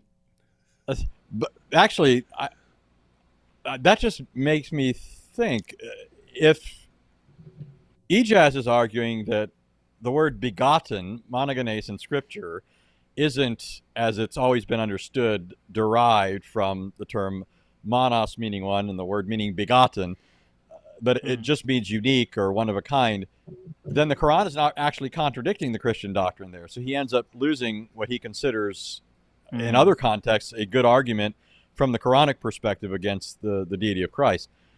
But Yeah, I mean, notice though that the author of the Quran assumes that he's speaking against some position. So, is the Have you author of guys the Quran ever ever? thought, ever what? It, Sorry. is he ever addressing the Christian position? Right? If the word begotten is not what what our theology says, because the word doesn't mean that according to Ijaz, then the Quran is not even addressing us. Right. I mean, here's what I would say to that as well, to even build on that, right? Has anyone thought what makes Christianity unique in its discussions against Islam? Like when you think of the worldview of Christianity, have you thought about what makes it unique against Islam? I think it's because Islam is pure. Like when people like the Salafi apologists do this, like Islam is purely reactionary. It's purely reactive, as in they don't build a positive theology in themselves. Even with the debate, if you give the Muslims the chance to speak first, they don't ever build a coherent Islamic position. What they do is they just attack another position. And Like, that's built into Islam, because the Quran is like that too, right? I mean, the Quran. James White pointed this out for years, that Islam can't even define itself without attacking Christianity in the process, right? Like in their verses in the Quran that are talking about what Allah is, it's specifically He begets not, nor is He begot. He's attacking other positions and so on. So Allah can't even define Himself without attacking Christianity. So it's built into the system. It's built into the system. Attack everyone else's position, and then you kind of win by default. Until someone who comes along and applies your same standards to you, and then you cry like babies over it. The crazy thing is, that was actually an apologetic move, explicitly said by Asrar Rashid. So Asrar Rashid literally went on Blogging Theology and said, look, let's take all the major religions, and process of elimination, Islam must be the truth. What? Maybe let's say we have some parts of Christianity that's true, and some parts of Judaism that's true. I say Judaism, or some part of Jainism that's true. And we could just, construct a conglomerate theology, a bundle theology of all these different belief systems that do have parts of truth. Technically, that would be a truer option than Islam if we did the process of elimination thing, because technically there's nothing false in them. Because you've just taken all the things that are technically true about them and have basically created this conglomerate religion. And so Asrar Rashid, this process of elimination doesn't necessarily work, in my opinion, because ultimately it's not building something positive. It's just trying to negate other things. It's like a Maimonides via negativa, which never actually leads to something positive about religion, which is a problem. Halal Prophet says, little guy's tell is he blinks constantly when he lies. I'm guessing he's talking about Ijaz there. I'll pay attention. I'll pay attention for that. Then he must always be blinking. Yeah. No, he literally is. Yeah. Yeah, guys. Seriously, we know there are people who will just side with their debater and so on. I mean, Muslims who are watching, on what planet do you think these guys are doing a bang up job of being completely hypocritical and then pretending that you can't apply their own and then just constantly making things up? Oh yeah, everything's simple and we're all on the same page in Islam, and no, you're not. And we'll apply this to Christianity, but then we'll pretend you can't apply it to our own sources, and then you brought up Allah's body parts, and then we'll completely misrepresent what you're saying. We act like, if you say Allah has hands, then you're saying that his hand has a mind, so it's a different. No, it's bringing up that there are other uncreated things in Islam. So we won't understand anything you're saying. We won't be consistent under any circumstances, and we'll lie about the entire history of Islam. And we'll make up rules. Like if you don't say all of your theology in 4 verses, then it's ruled out and it's false. And they just make up all these. Anyway, it's like, guys, who thinks the Muslim side is doing a great job here? Muslims, do you think they're doing a great job? Couple more. Well, the Christians couldn't address anything. Therefore, the Muslims won by default. Come on. That's how it works. Word became flesh equals begotten son. We invented 3-in-1 shower products, so do Muslims think Old Spice is more powerful than Allah? You've got 3-in-1. It's shampoo, conditioner, and body wash all in one, and therefore more powerful than Allah. Who would have thought a simple trio of a hillbilly, a homeless guy, and a 7-Eleven robber could destroy these Dawa clowns so easily? Way to go, guys. I'll let viewers decide who is who in that description. Adam says, does the Quran bluntly say Muslims are just Allah's slaves at any point? Yes. Surah 19 verse 93 says that no one comes to Allah as anything but a slave. And finally here, being as charitable as possible, could the not Allah and not separate of Allah be some kind of weird panentheism?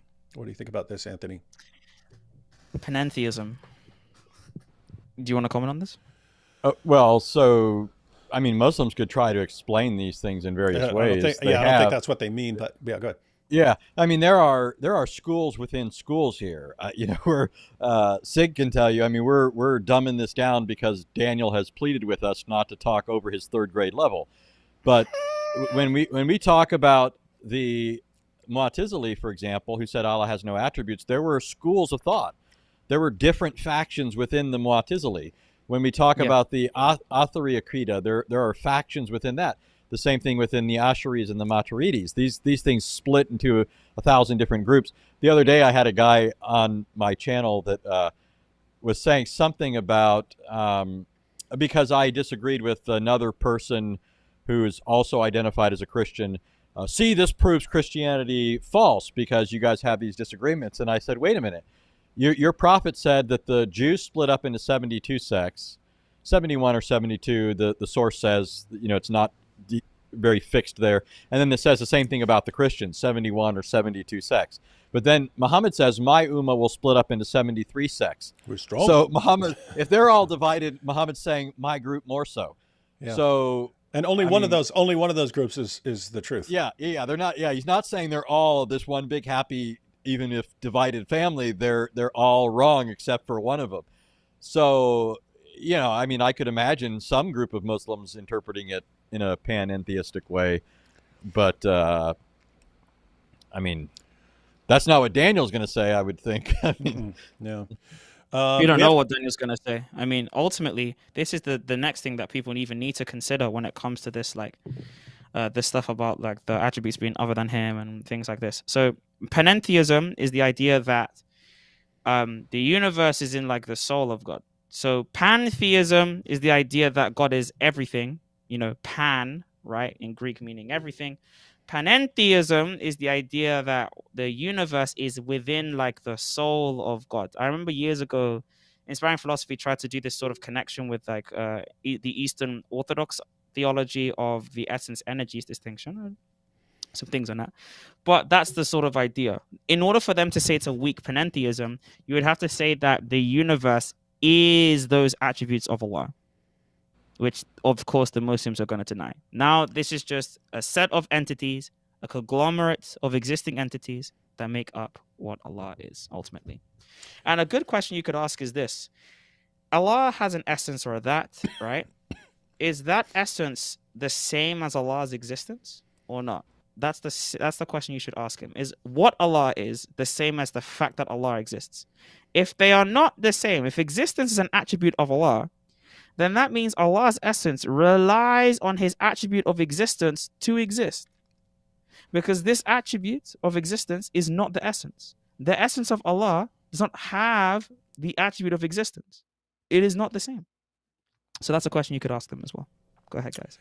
All right, guys, we actually have to wrap up in a few minutes because I have something else coming up in a little bit on AP's channel. But we'll watch a little bit of Daniel's response, Daniel and Ijaz's response to see, it looks like Daniel's about to speak, to see if they actually just complain and pretend that their sources don't say these things or that they didn't just use these methods and standard against Christianity. We'll see what he says. I'm guessing the latter. Still 20 on the clock. Okay. Sorry. Yeah, I didn't know because I'm trying to speak fast, making time. So yeah, Daniel, remember what the topic is. I know maybe sometimes being a little intimidated, you forget. Trinity versus Tawhid. 10 seconds. Don't run from shouldering the burden of proof. Yeah, again, that's just amazing. Daniel wants Trinity versus Tawhid. Daniel comes out attacking the Trinity. Sam uses the exact same arguments that Daniel used to show that, hey, your arguments would destroy Tawhid, and then Daniel and Ijaz whine that they attacked Tawhid. This is just pathetic. All right. So I will turn it back. That completes round one. on well, No, that's it. yeah, the first set of rounds. We're gonna go into round 2 of this. I'm gonna turn it back to Team Islam here. Team Islam again with World Sharia Tawhid versus police. the Trinity. Daniel, I'll turn it back to you, or EF, or either one of you that wants to take it for Yep. 4 minutes on the clock. Go ahead, Yeah, I'll Jess. take this. Yep. So this is quite simple. How is it possible that they don't understand that the Quran also uses rhetoric? In fact, in the Quran, Allah says He uses examples of every kind. So it's not that hard to understand it. But there is a problem here for Jay, because Jay seems to think that in Mark 13:32, this is simple rhetoric. Unfortunately, the scribes of the Bible, they don't see it that way, which is why they had to repeatedly change this verse over several centuries. They clearly saw a problem with it. If there was no problem, why did the scribes change it? Unfortunately, Jay describes factual. Wait, if the scribes changed it, why do we have it? Disagree with you. Yeah. Well- He's claiming there are certain textual variants, but that's hardly adequate. All of them speak of the Father only knowing. So there, But anyways, Also, that's not even the topic of discussion. We're not talking about textual variants here. Mhm. We're supposed to be talking about Tawhid. yeah, but I mean, it's irrelevant too to the issue of. He's saying somebody later had a problem. Well, maybe the people later that had a problem that introduced some textual variants didn't understand the idiom. What he has to do is show that this is actually what Jay's answer was to the issue is not actually true, right? Jay argued that this is an example of rhetoric, right? Like when Jesus said, nobody's good but God alone. It's understood in the context that he's not denying his own inherent goodness. He's affirmed it elsewhere. And it's ultimately affirmed in that very context, because he goes on to say, if you want to really be good, you got to forsake everything and follow me. If you're going to follow him, then he must be good, right? So he's arguing that that's what it means in its original context. Ijaz is arguing somebody centuries later had trouble with this and so introduced a textual variant. That doesn't refute Jay's observation. It just shows somebody later may not have understood the idiom, may not have understood it as rhetoric. And so Also, but to add to that as well, and this is the final thing I'm going to say on the issue, he is quoting Basil. So for those of you that don't know, Basil of Caesarea, otherwise known as Basil the Great, is one of the greatest Greek theologians that the church has. He's an amazing person. And when he was asked this question, he says that, look, the way that we traditionally read this had the addition of the word first. So not in the text, but in its meaning. So usually we wouldn't just say no one knows the day or the hour. The Greeks would say no one knows the day or the hour first. And the reason why he adds that is because of actually the no one is good but God verse, as Jay points out. Of course, no one is good first but God, because you have many things in the Bible that are good. Okay? Many things in the Bible. Christ himself calls himself the good shepherd. Many things are good. Okay? However, since the Father is the first good in the Trinity, right? The Son is the second good in that sense. And so the Father, when he begets the Son, not to speak of time, just when he begets the Son logically, the Son obviously receives his goodness from the Father. Now, he also says that in Greek, right, the actual Greek text does not say except. It says if not. if not, yeah. And the word is ami. And we actually have verses like in Mark, where it says, if he's not from God, he would not be able to do miracles. But obviously, that's not saying that Christ can't do miracles. It's saying that because he's from God, he can do miracles. Now, in Greek, if I said this in English, David, if I said, no one can come into my house, not Anthony, not David, if not for Sig. What does that mean in English? It would mean they can come in as long as you are too. Good, right? And that's the same understanding used in Greek, right? I would share my screen, but it's okay. That's the same understanding used in Greek. It says, amen. You guys fact check this. Okay? So it says, neither the angels nor the Son, if not the Father only. Meaning that since the Father knows the hour, presumably, the Son would know the hour. And you'll notice in the other manuscript for Matthew, it doesn't contain the Son passage, meaning that it's most likely just denying the angels having knowledge of the hour and humans having knowledge of the hour. But actually, in Greek, like literally, the Son would have to have knowledge of the hour because the Father has knowledge. So that's the interpretation I take. I take the Basilian view because I think it's just the most accurate to the text. But Anthony's view is also just as valid, by the way. The church accepts all of them.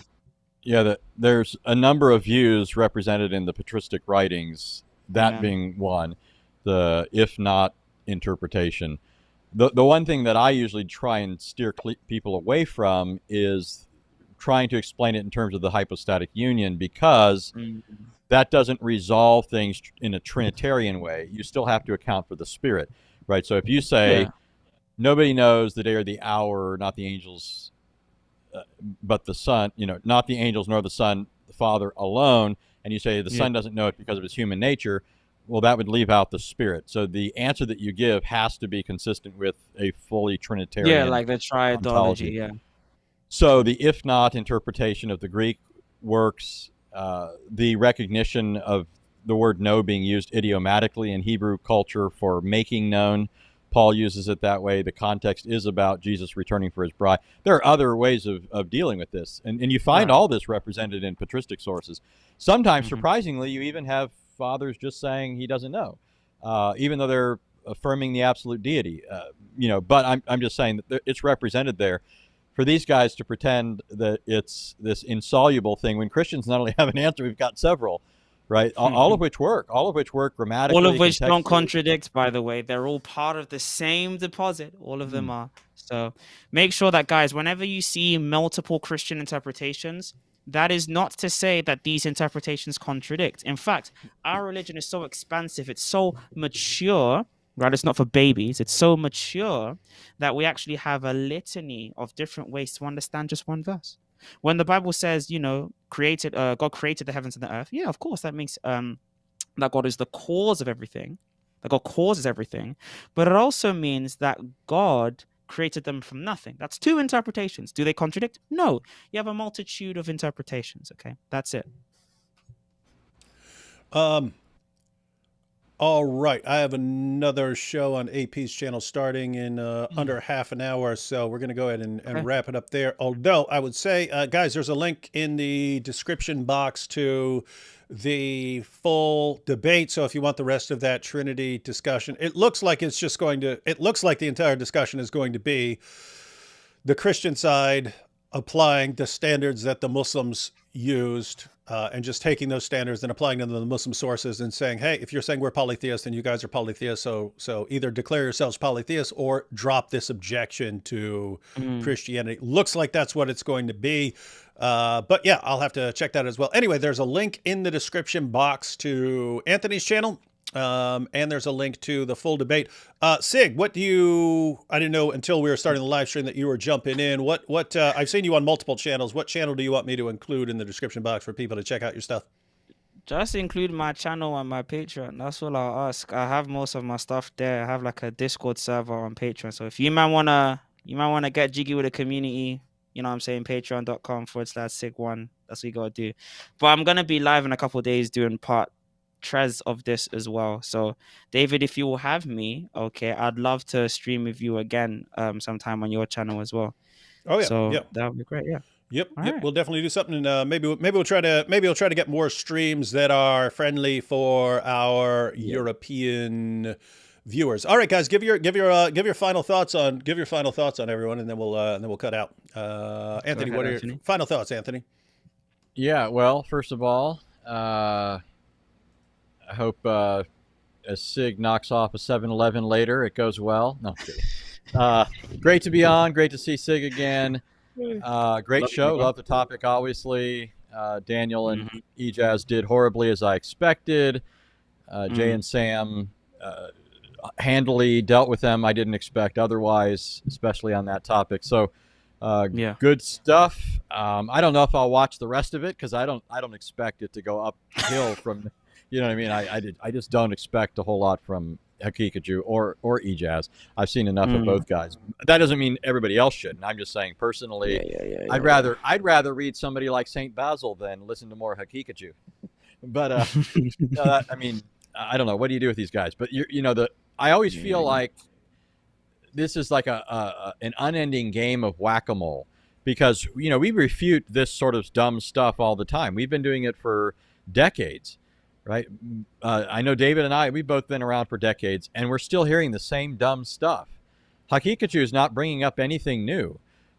And it's okay if people are still using arguments that are good. There's nothing wrong with an argument having antiquity, but if it's been refuted, if it's bad, then it's bad if you keep bringing it up. And his stuff is just plain bad, right? And so, it's like you refute one of these guys, and then you turn the corner, and somebody else is repeating the same dumb thing, and you're just going to keep doing that forever. And the only thing I'll say is I don't know about Ijaz these days, but I do remember when I heard Ijaz saying stuff, I sometimes thought this guy is saying stuff new, but it wasn't in a good sense.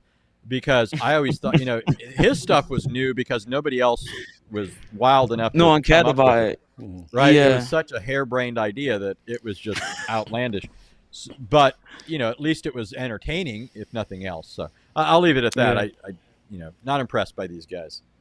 I mean, look, guys, to give my final thoughts, I mean, the crazy thing about the debate is that the debate was set up so that the Muslims can win, even down to like the titles of what was going through. Like Trinity versus Tawhid wasn't the way that it was supposed to be done philosophically, but they did it anyway. And somehow the Christians still win, okay? Because we're like that. We're really like that, okay? We got the truth.